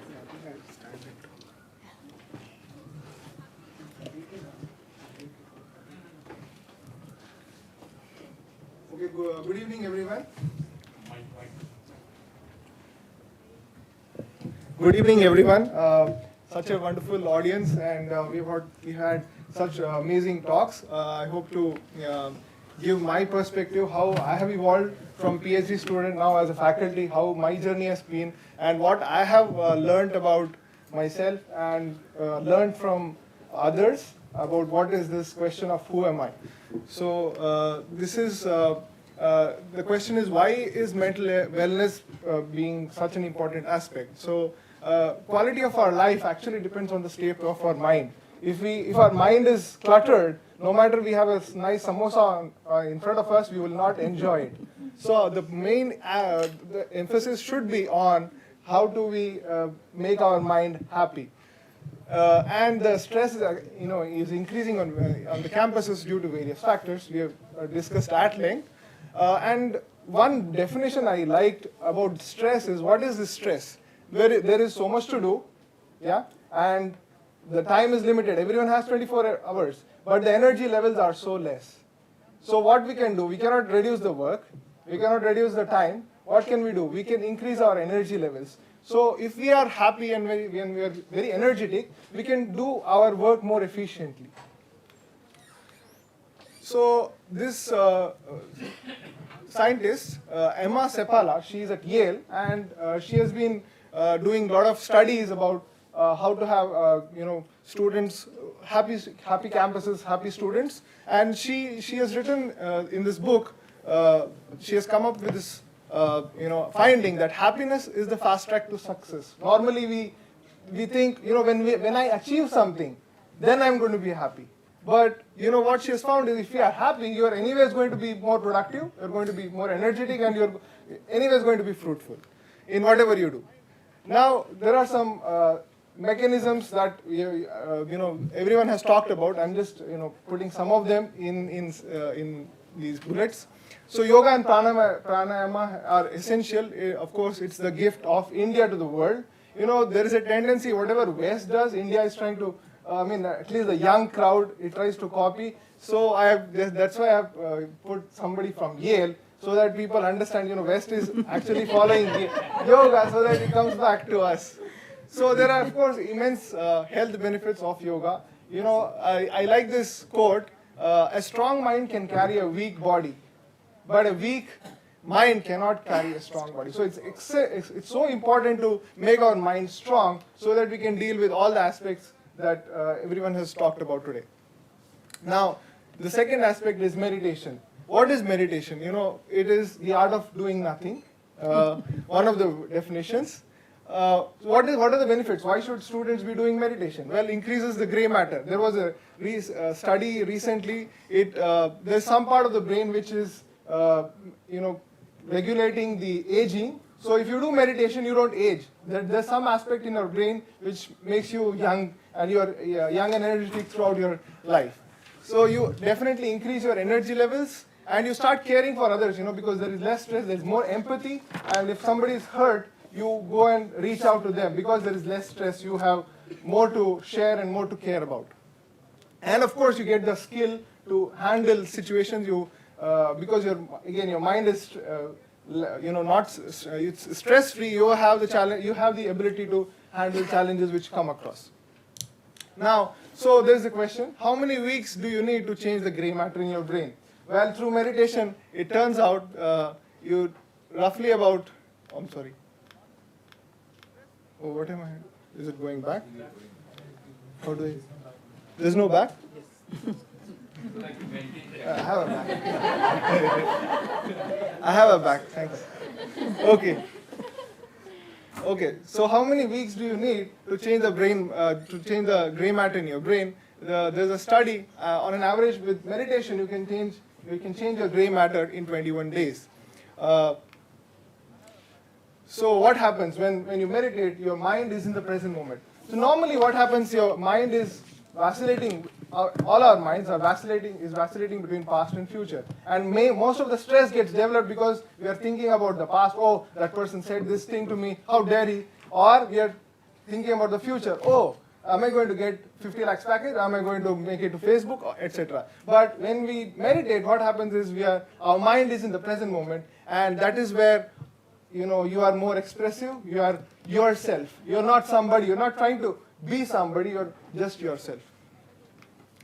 An important question that I ask students is, why do you study? And the typical answer is, these days, grades. Good package, good CPA, and these days there is a stress of, in ISER Bhopal, I have when I talk to students, there is a stress of internship. This is a new, they want to get good internships for whatever reasons. So, well, this is only short term. If we study, if we inspire students to study for knowledge, then I'm sure that they will be more excellent. Instead of just grades, if they can just focus on improving themselves, how to be excellent, then they can be, that can have long-term effects on their personality and how they contribute to the community. This book by Kushit Batliwal and Dinesh Kodke talks exactly about this, and there are other ways this book deals with how do we learn. Generally we are taught in a linear way, right? So we go from point A to point B and point C. But if I were to ask you, can you describe how was your picnic experience 10 years back? Do you say, oh, let me first, to go there, let me cover what was my picnic experience, or how I was 5 years back, or then 10 years back, or 15. You don't go linearly, you just go directly, right? So that's how our brain is also connected by neurons. So the way we study should be through mind maps is the finding in this book, that we should use mind maps, and that will help us to memorize things better. And if students can incorporate mind maps in their study, they are going to be more likely to remember things and they can excel in their exams. Another thing that students face is lack of sleep. This bestseller by Matthew Walker, he also has a TED talk about why do we sleep, why should we sleep, why is it so necessary, and he talks at length, and I definitely would like you to check this book, and he talks about so much to say that if you are consistently not sleeping, it can become carcinogenic. So some of the activities that we planned at ISER B, so this is just a snapshot. So we did meditation for students, and that's when, after that they made me head of counseling cell, and that's why I'm here today. Then we had the Har Ghar Dhyan on 27 January, and there was this expressive arts therapy. Some person from Vasvi, she came from, I think there was a workshop in IIT Delhi. She came and she did this workshop, so they could draw. Generally we are more into the left brain activity. All the technical IITs, everything is more of left brain. But there's an aspect in the right brain when left brain and right brain are both activated, and there's a balance between the left brain and the right brain. That is when the students are optimum in their whatever they are doing. We did a meditation on May 8th for faculty and students, and there has been growing attention for meditation and yoga. And tomorrow we have this World No Tobacco Day, and we have a group called Mayar Group in Bhopal that is doing a drama to inspire students to breathe naturally instead of breathing artificially.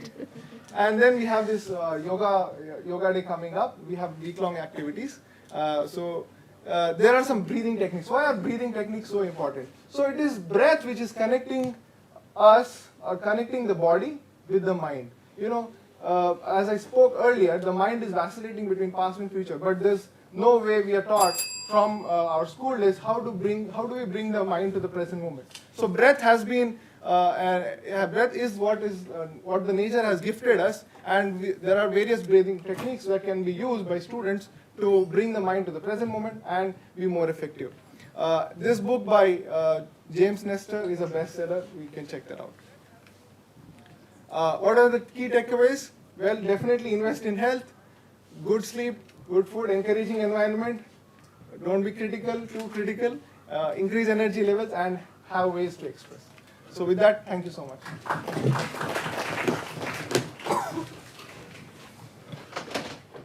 have come to the talking part of the session, and now we have an experience of meditation with, or Pushpadanji, you have a presentation or a? It's my presentation is scheduled in the No, is it a meditation or a? both presentation? a presentation followed by meditation. Oh, so we have.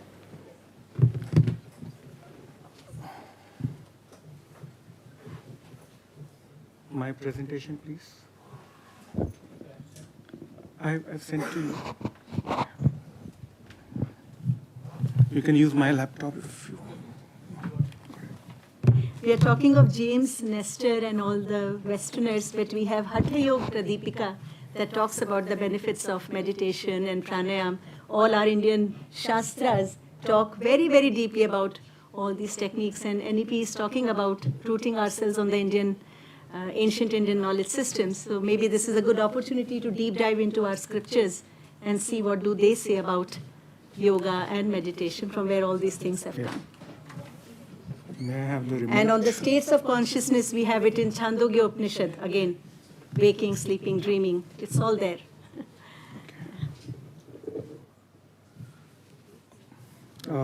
Professor Banerjee, Professor Chakravarti, Dr. Chopra, thank you so much for giving this time and including an NGO representative in this meeting of academicians otherwise. I think this perspective is very important because when it comes to implementation of a mental health strategy, you need someone to do it, somebody who is experienced in connecting with the people who need that help. And that's where I come in. My name is Pushpadant. I'm a master faculty with the Art of Living Foundation, which is an NGO. And I'm also serving as secretary at the founder's office. A quick introduction. Art of Living is about 40 years old, present in 156 countries, estimated 500 million lives we have touched through various programs, projects, and activities, and operating with more than 10,000 centers worldwide.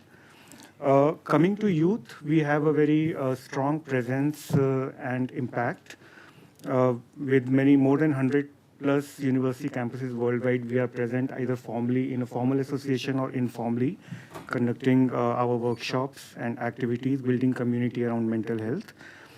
We have been approved by the Ministry of Education and the UGC and the AICTE, our workshops, I mean. Now, what I would like to share here for this audience is why Art of Living is successful, or if I can say so successful globally. What is our key ingredient?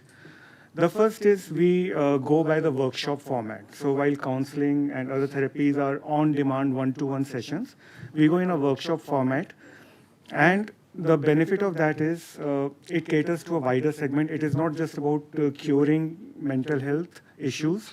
It's not about somebody developing a disorder and then coming for help, but it's about prevention and promotion in mental health.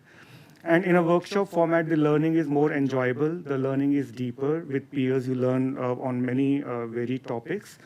You develop a sense of empathy with your peers, and there are options to follow up on what you have learned. And then secondly, we feel that a young person especially has difficulty connecting with the parent or the teachers who can guide them, but they have a difficulty connecting. They can connect with friends, but friends cannot guide them. So that's where a third party is very helpful, where there's both connection and trust. We have been able to build a supportive community around not just for curative mental health, but also preventive and promotion of mental health. So I'm glad the topic of discussion has now changed to achieving happiness in people rather than just helping people who are suffering from mental health issues.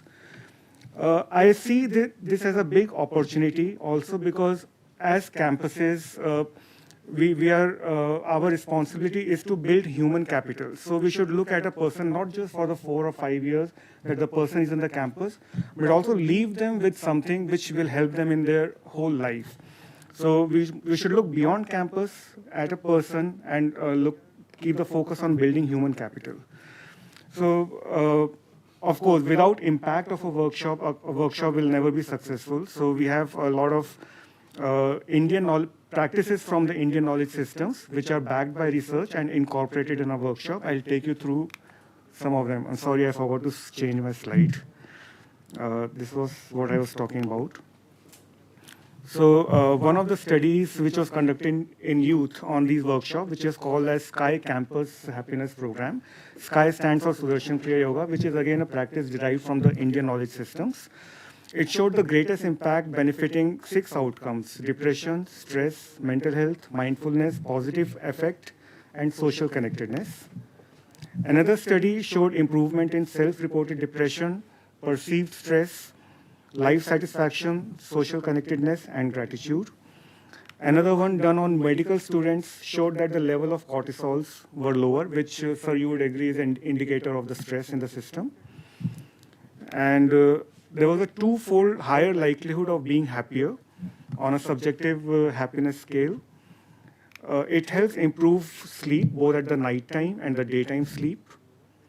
And the perceived self-efficacy was higher. It indicates the confidence in a person to deal with their own lives, acknowledge their own capabilities. And life satisfaction and resilience was much higher. There was reduced stress, reduced anxiety and depression immediately after these workshops. And the sense of professional fulfillment was higher. The work exhaustion, this study was done on healthcare practitioners during COVID time. And there couldn't be a better sample than them when it comes to studying professional fulfillment and work exhaustion. After these workshops, work exhaustion was much lower. So that's all I would say. And let's go through an experiential session. 2 of us have talked about this theory of Panch Kosh, how the human consciousness is divided into various layers: the Annamaya, the Pranmaya, Manomaya, Vijnanmaya. But how do we use it in a workshop for achieving a better state of mind, let's say? So would you like to go through this? How late are we? How much time do we have, Dr. Chakravarti? We can spend about 15 minutes in this? Yes? Okay, so we all have been sitting for almost 4 hours now. I request you just stand up for a while. Just loosen up your body, improve the circulation in the body so that we can sit for the next 15 minutes. If you want, you can stretch a little bit. Just stretch your back.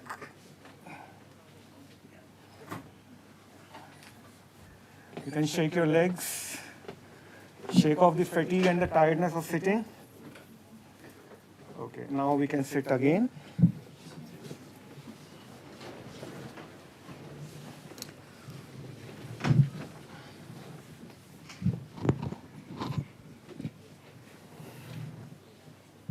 And let's close our eyes.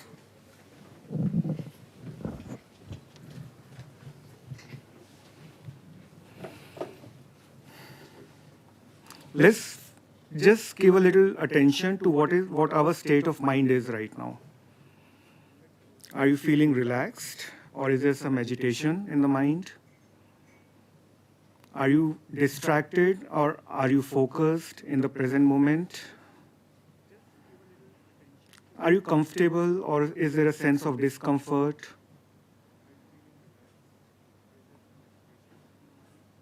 And just let go of your observations. Take a deep breath in. Let go. Let's become aware of our physical surroundings. Any noise you hear around you, just become aware of it. Perhaps noise of the door opening or closing, or someone walking by.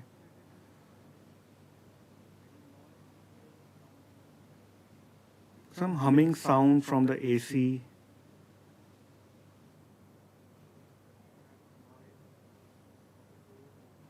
You might be able to hear some distant sounds of traffic.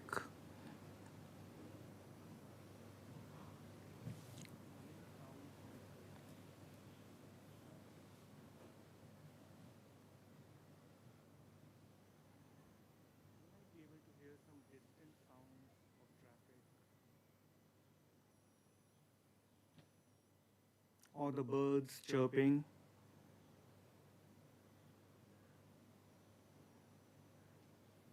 Let's become one with our surroundings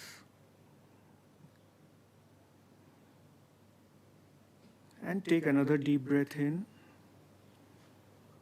As you breathe out, you can relax your shoulders, you can relax your body, you can straighten the spine a little.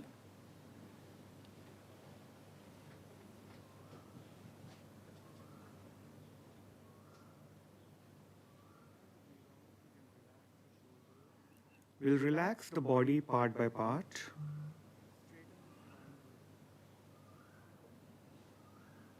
Relax your right leg.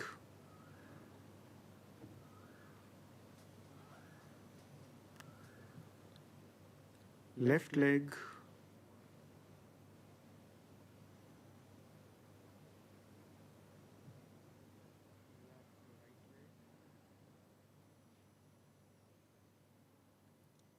Pelvic region. Relax your anal muscles. Lower abdomen.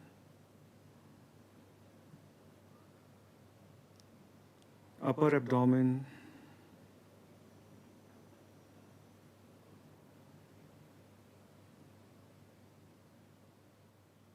Chest. Shoulders.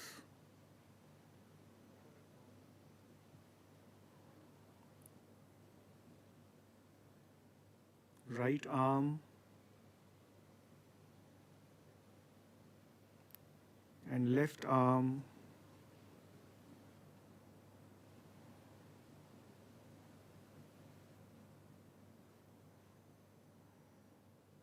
Neck.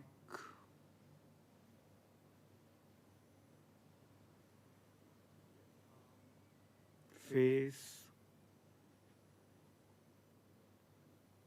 Relax your lips, your eyelids, eyebrows.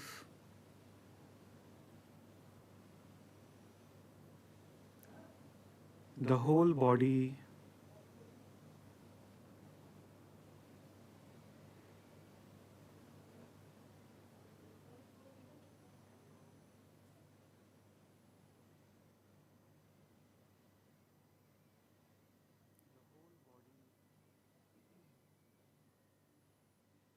Keep a gentle awareness on your breath. It's moving in and out on its own.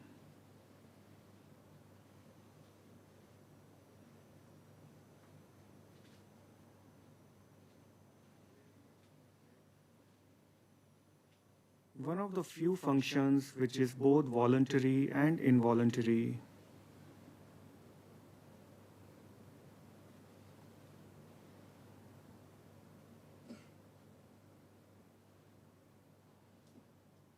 It's our connection to the mind. Let's take another deep breath in. And breathe out and relax.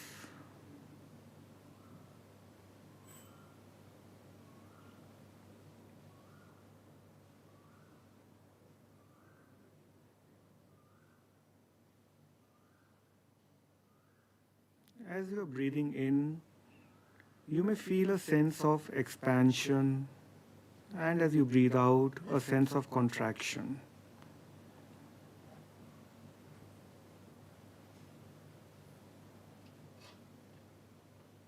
You may feel energized as you breathe in,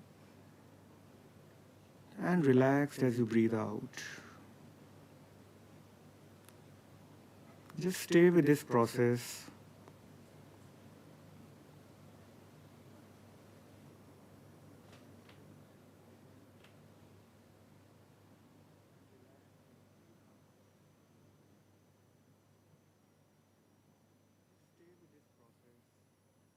If any thoughts come in the mind, let them come and let them go.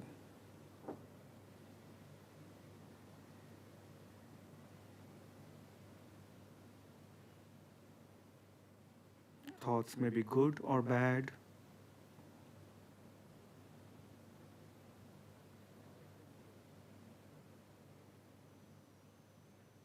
Wanted or unwanted.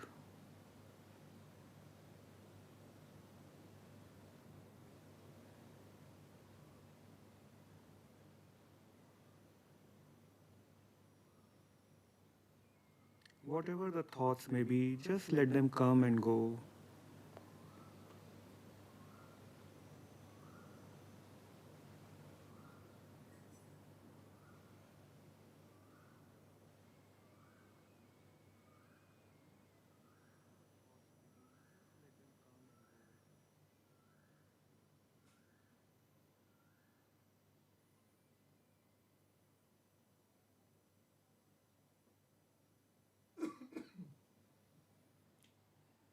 Let's take another deep breath in and breathe out.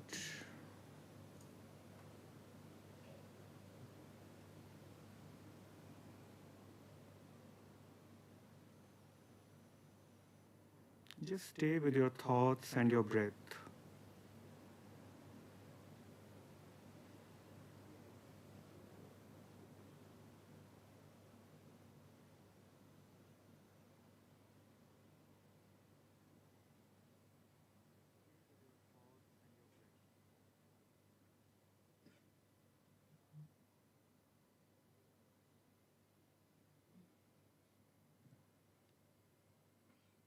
Put a gentle awareness on how you're feeling right now.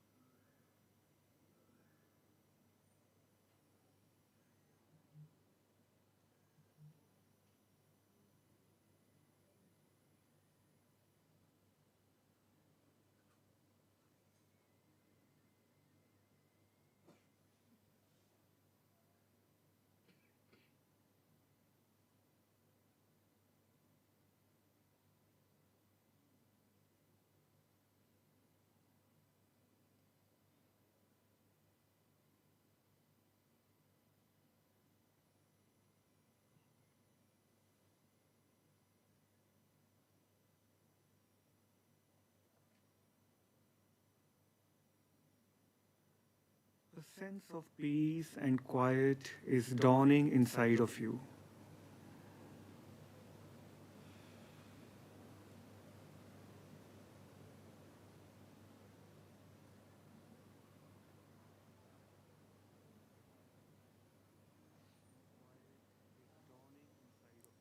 You are peace. You are joy. You are love.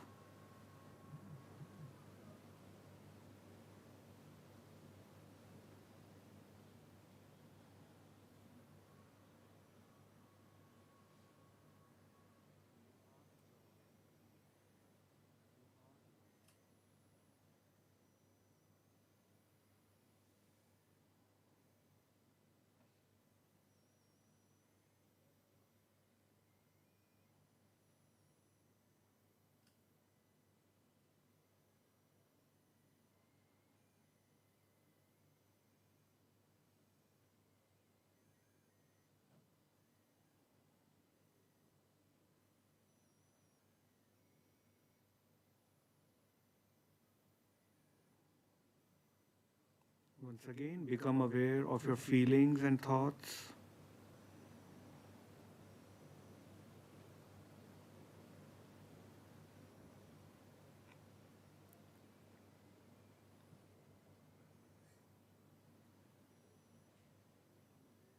Become aware of your breath.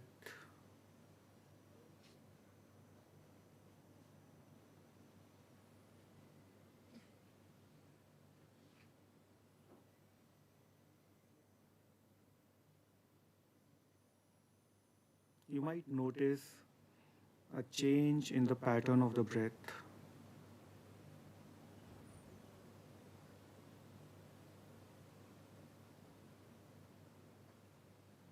Become aware of your body.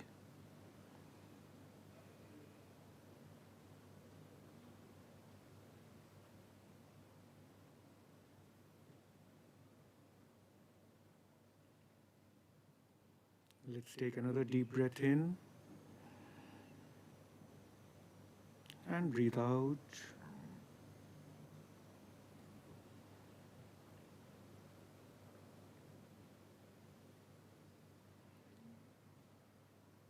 You might have noticed a change in your state of mind from when we started to now.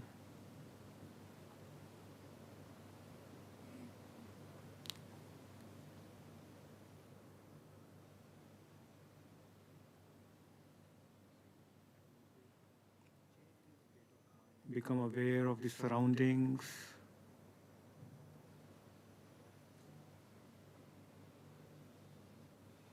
You may move your fingers and toes a little bit.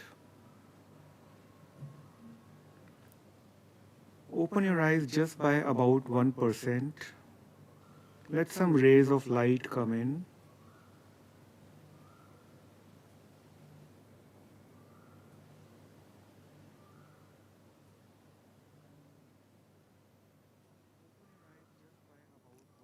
Open them a little more, about 3 to 4%.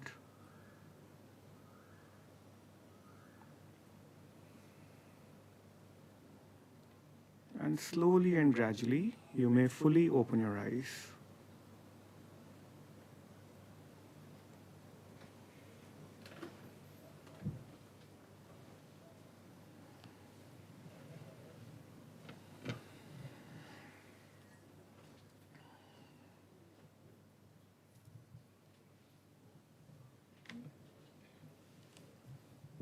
How was it? Good? Okay? Good? We meditated for about 15 minutes. So, one last thing I would like to say before I close my presentation and session. I have been a beneficiary of the mental health interventions that institutions provide. When I was in college at IIT Kharagpur almost 23 years back, there was a phase in my journey as a student when I was not doing well. And like someone said, the professors call the parents, so my parents were called. But then one of our Art of Living had its presence in our campus, and I attended the Art of Living program. And the very next semester, from flunking a few subjects, I was a topper of my batch in just one semester. So it had a great impact on me. So these interventions are very important. But I would urge everyone that to look at mental health not as a journey to one particular state, but a continuous journey from a lower to a higher state. So that is what the definition of health is. It's not an absence of disease. It's a continually improving journey of better health. Thank you so much.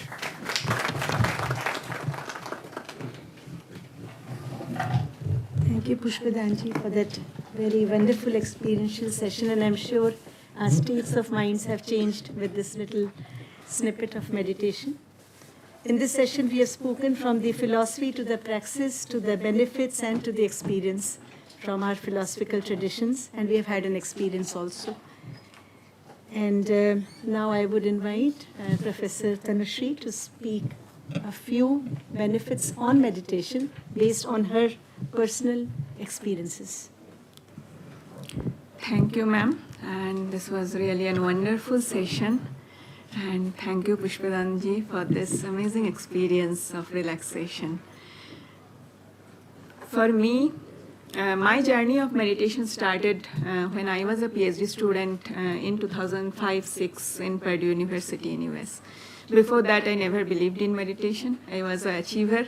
But with achievement, stress was coming by one, get one free. That time I was around 23 years old and I had a major health condition. I had a critical surgery, and by that time my parents thought that, okay, if she is not introduced to something else also, maybe she will get into depression. That time I went to PhD for Purdue, and I saw that it was my surprise there that every PhD student is asked to meditate. Why? Because PhD has already a lot of workload, lot of expectation, and at the same time, you are so away from your family. There is no family support. And my advisor told me that you meditate. So that time I was introduced to this Sky Breath meditation program, that is Sudarshan Kriya program. And another surprise was that in 108 US universities, it has been made mandatory for students because of its tremendous impact, including Yale, MIT, Harvard, Stanford, Berkeley, Purdue. Everywhere you will find a Sky Club where it is being taught. It is an Indian method which is being taken by US to save the students. As Ankur was rightly saying that unless West does it, India doesn't do it. So it is Indian thing being used in West, but not so much in India. So I got benefited by it, and after that, life changed.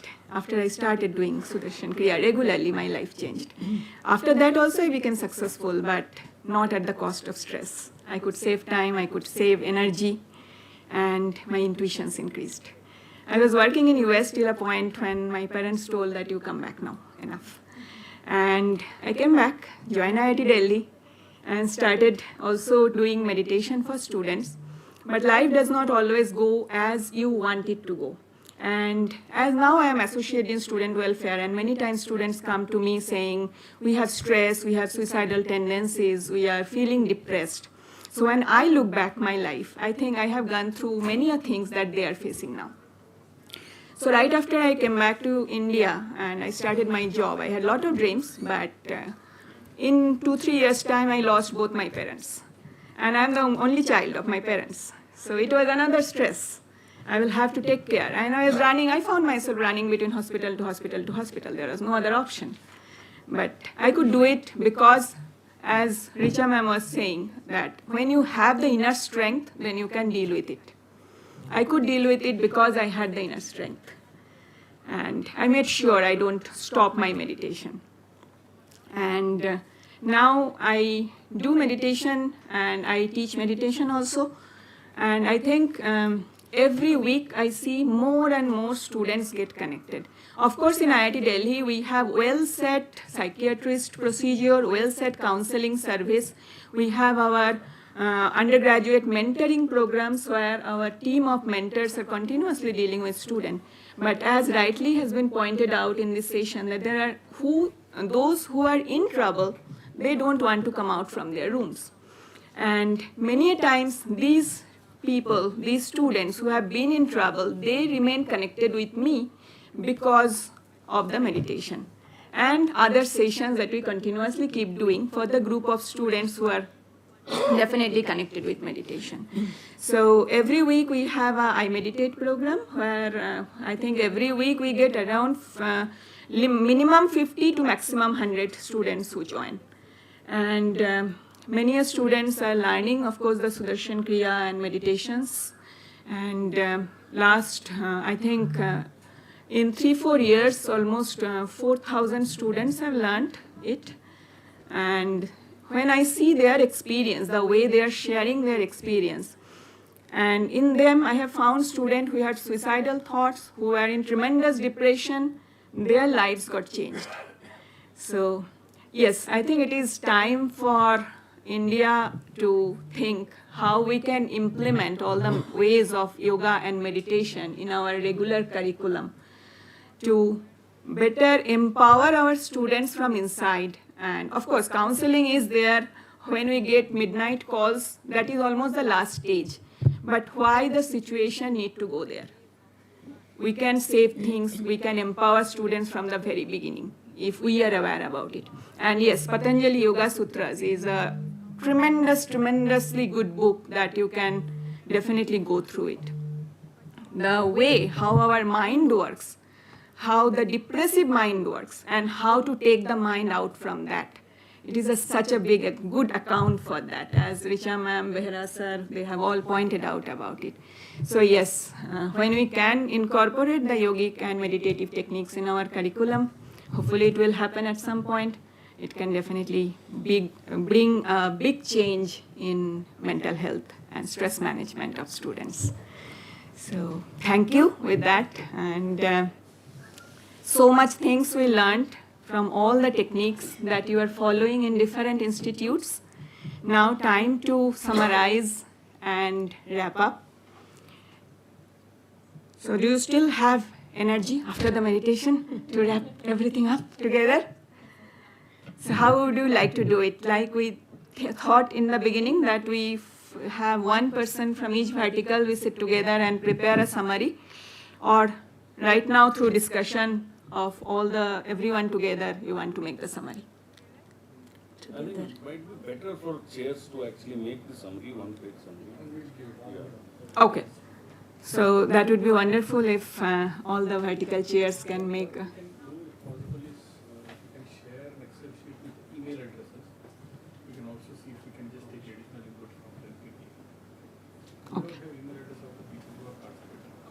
Okay, sure, that we can do.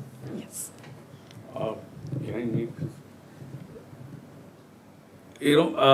All of us are on a daily basis dealing with a variety of student problems, and we all have personal outlooks and all also. And fortunately, we have a qualified representative of the medical community of India for the first time, like was pointed out. There are issues which we can deal with centrally. We can ask the Ministry of Education to help us. Let's try to actually look at that also. The point is, we have to empower our systems, like the Joint Secretary said. We have to empower and create our systems which can give choices to students without imposing our belief systems on them, number one. And number two, giving a choice is pretty much like teaching evolution versus creationism. The point is to be able to give a choice to these students where, none of us are superior to these students. Many of us have our own life baggages which we carry. Therefore, we in no way are trained ourselves to be able to deal with it. So the bottom line is that if something good has to come out of it, for example, many of you are using your Dost, right? I will not go into a discussion on how effective it is and all. The point is it's a good checkpoint to have, but each one of us is paying 10 to 12 lakhs per annum to this service.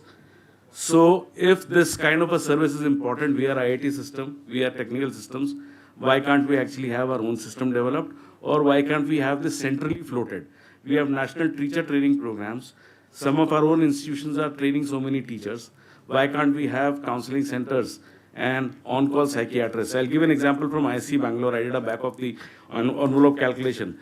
You have part-time psychiatrists who are giving some hours per week. If I just compile all of them, it comes to minimum 36 hours per week. That's like hiring a full-time psychiatrist equivalent.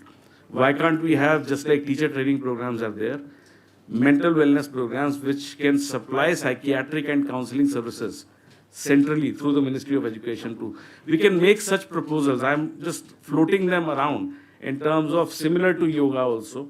We can have those kind of programs run centrally.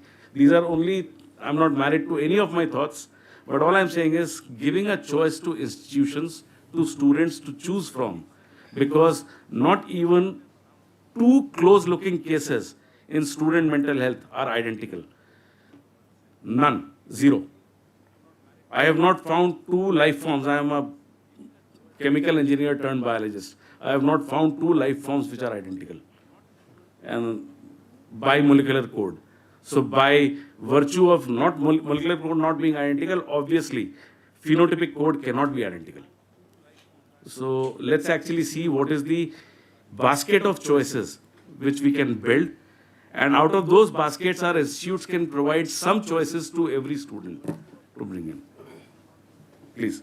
Yeah. So the basic difficulty is when I started the discussion with PGI to somehow get into that program. See, the country lacks counselors, clinical psychologists.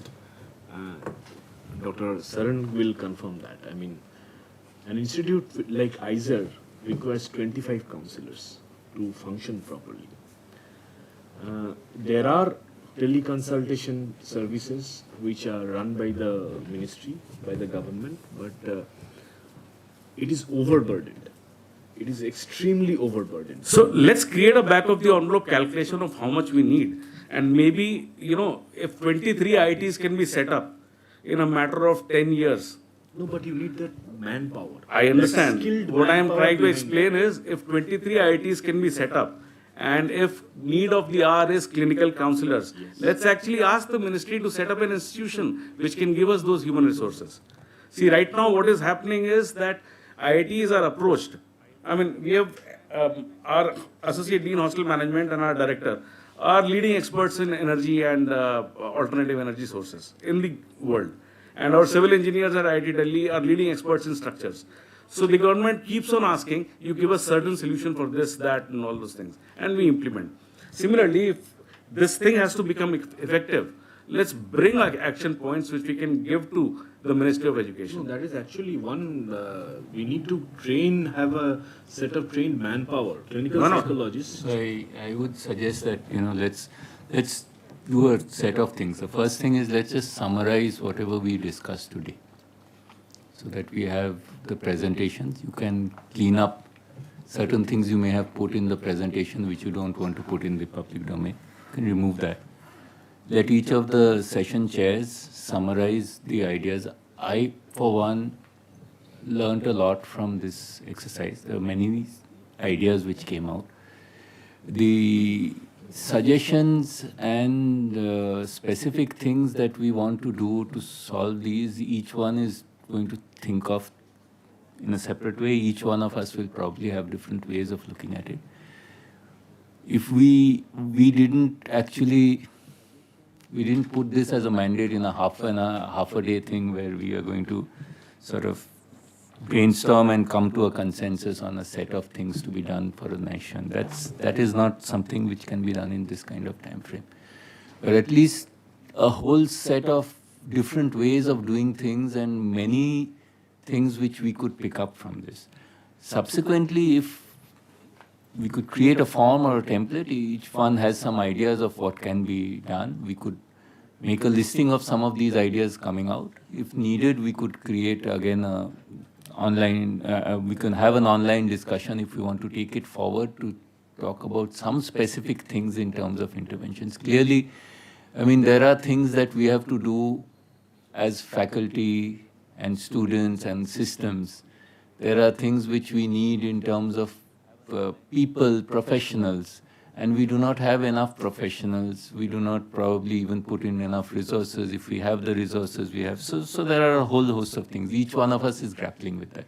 But to me, just listening to everyone and seeing, all of us in our different institutions are all trying very interesting things. And many things are similar, but many differences are there. But there are things which we can pick up. So there is a lot of learning. So let's at least put that in the public domain. Other institutions can learn. Let's create a network, as was suggested, an email group.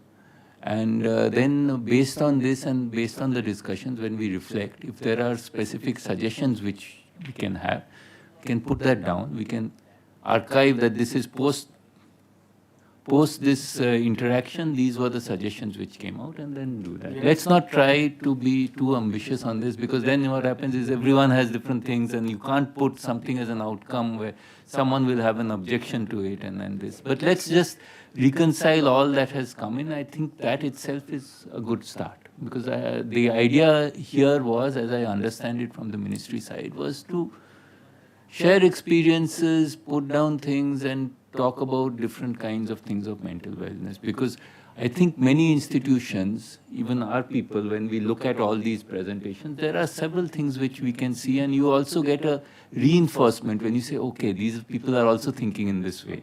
Or you get, oh, this is a nice idea, why don't we do that? So I think I would say let's tone down our expectations and then go down. Then we can do the next step. So for the next step, we could do this in another IIT, or we can have a discussion, we can have a group, or we can do that. But let's get this report out, at least of a summary of things with this, and put that. We should also do it while it is fresh in our mind. Yeah. So. Yeah. So this summary today only we can get. Okay. So other groups. Other chairs. But I want to officially, first of all, thank all of you. There is a lot of, I hope that I felt it. There is a lot of positive energy, and there is a lot of sense of, the way I put it is, I am injured, but I see a lot of other injured people, so I feel less injured. So there is a lot of sense of there's a hope. Hope, exactly. That we can tie up and create. And I also officially want to thank Tanushri, the Student Affairs section at IIT Delhi. And it was this is completely their baby, and it was done in such a short span of time in a completely independent manner. Hats off to Tanushri. And I am seeing her in a sari for the first time. Whereas we've been colleagues for I don't know how many years. So,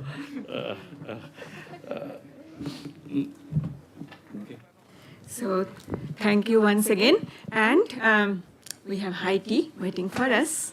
And we have some bags to collect. So you can, I think our bags are here. So please. उसमें कुछ मिल सकता है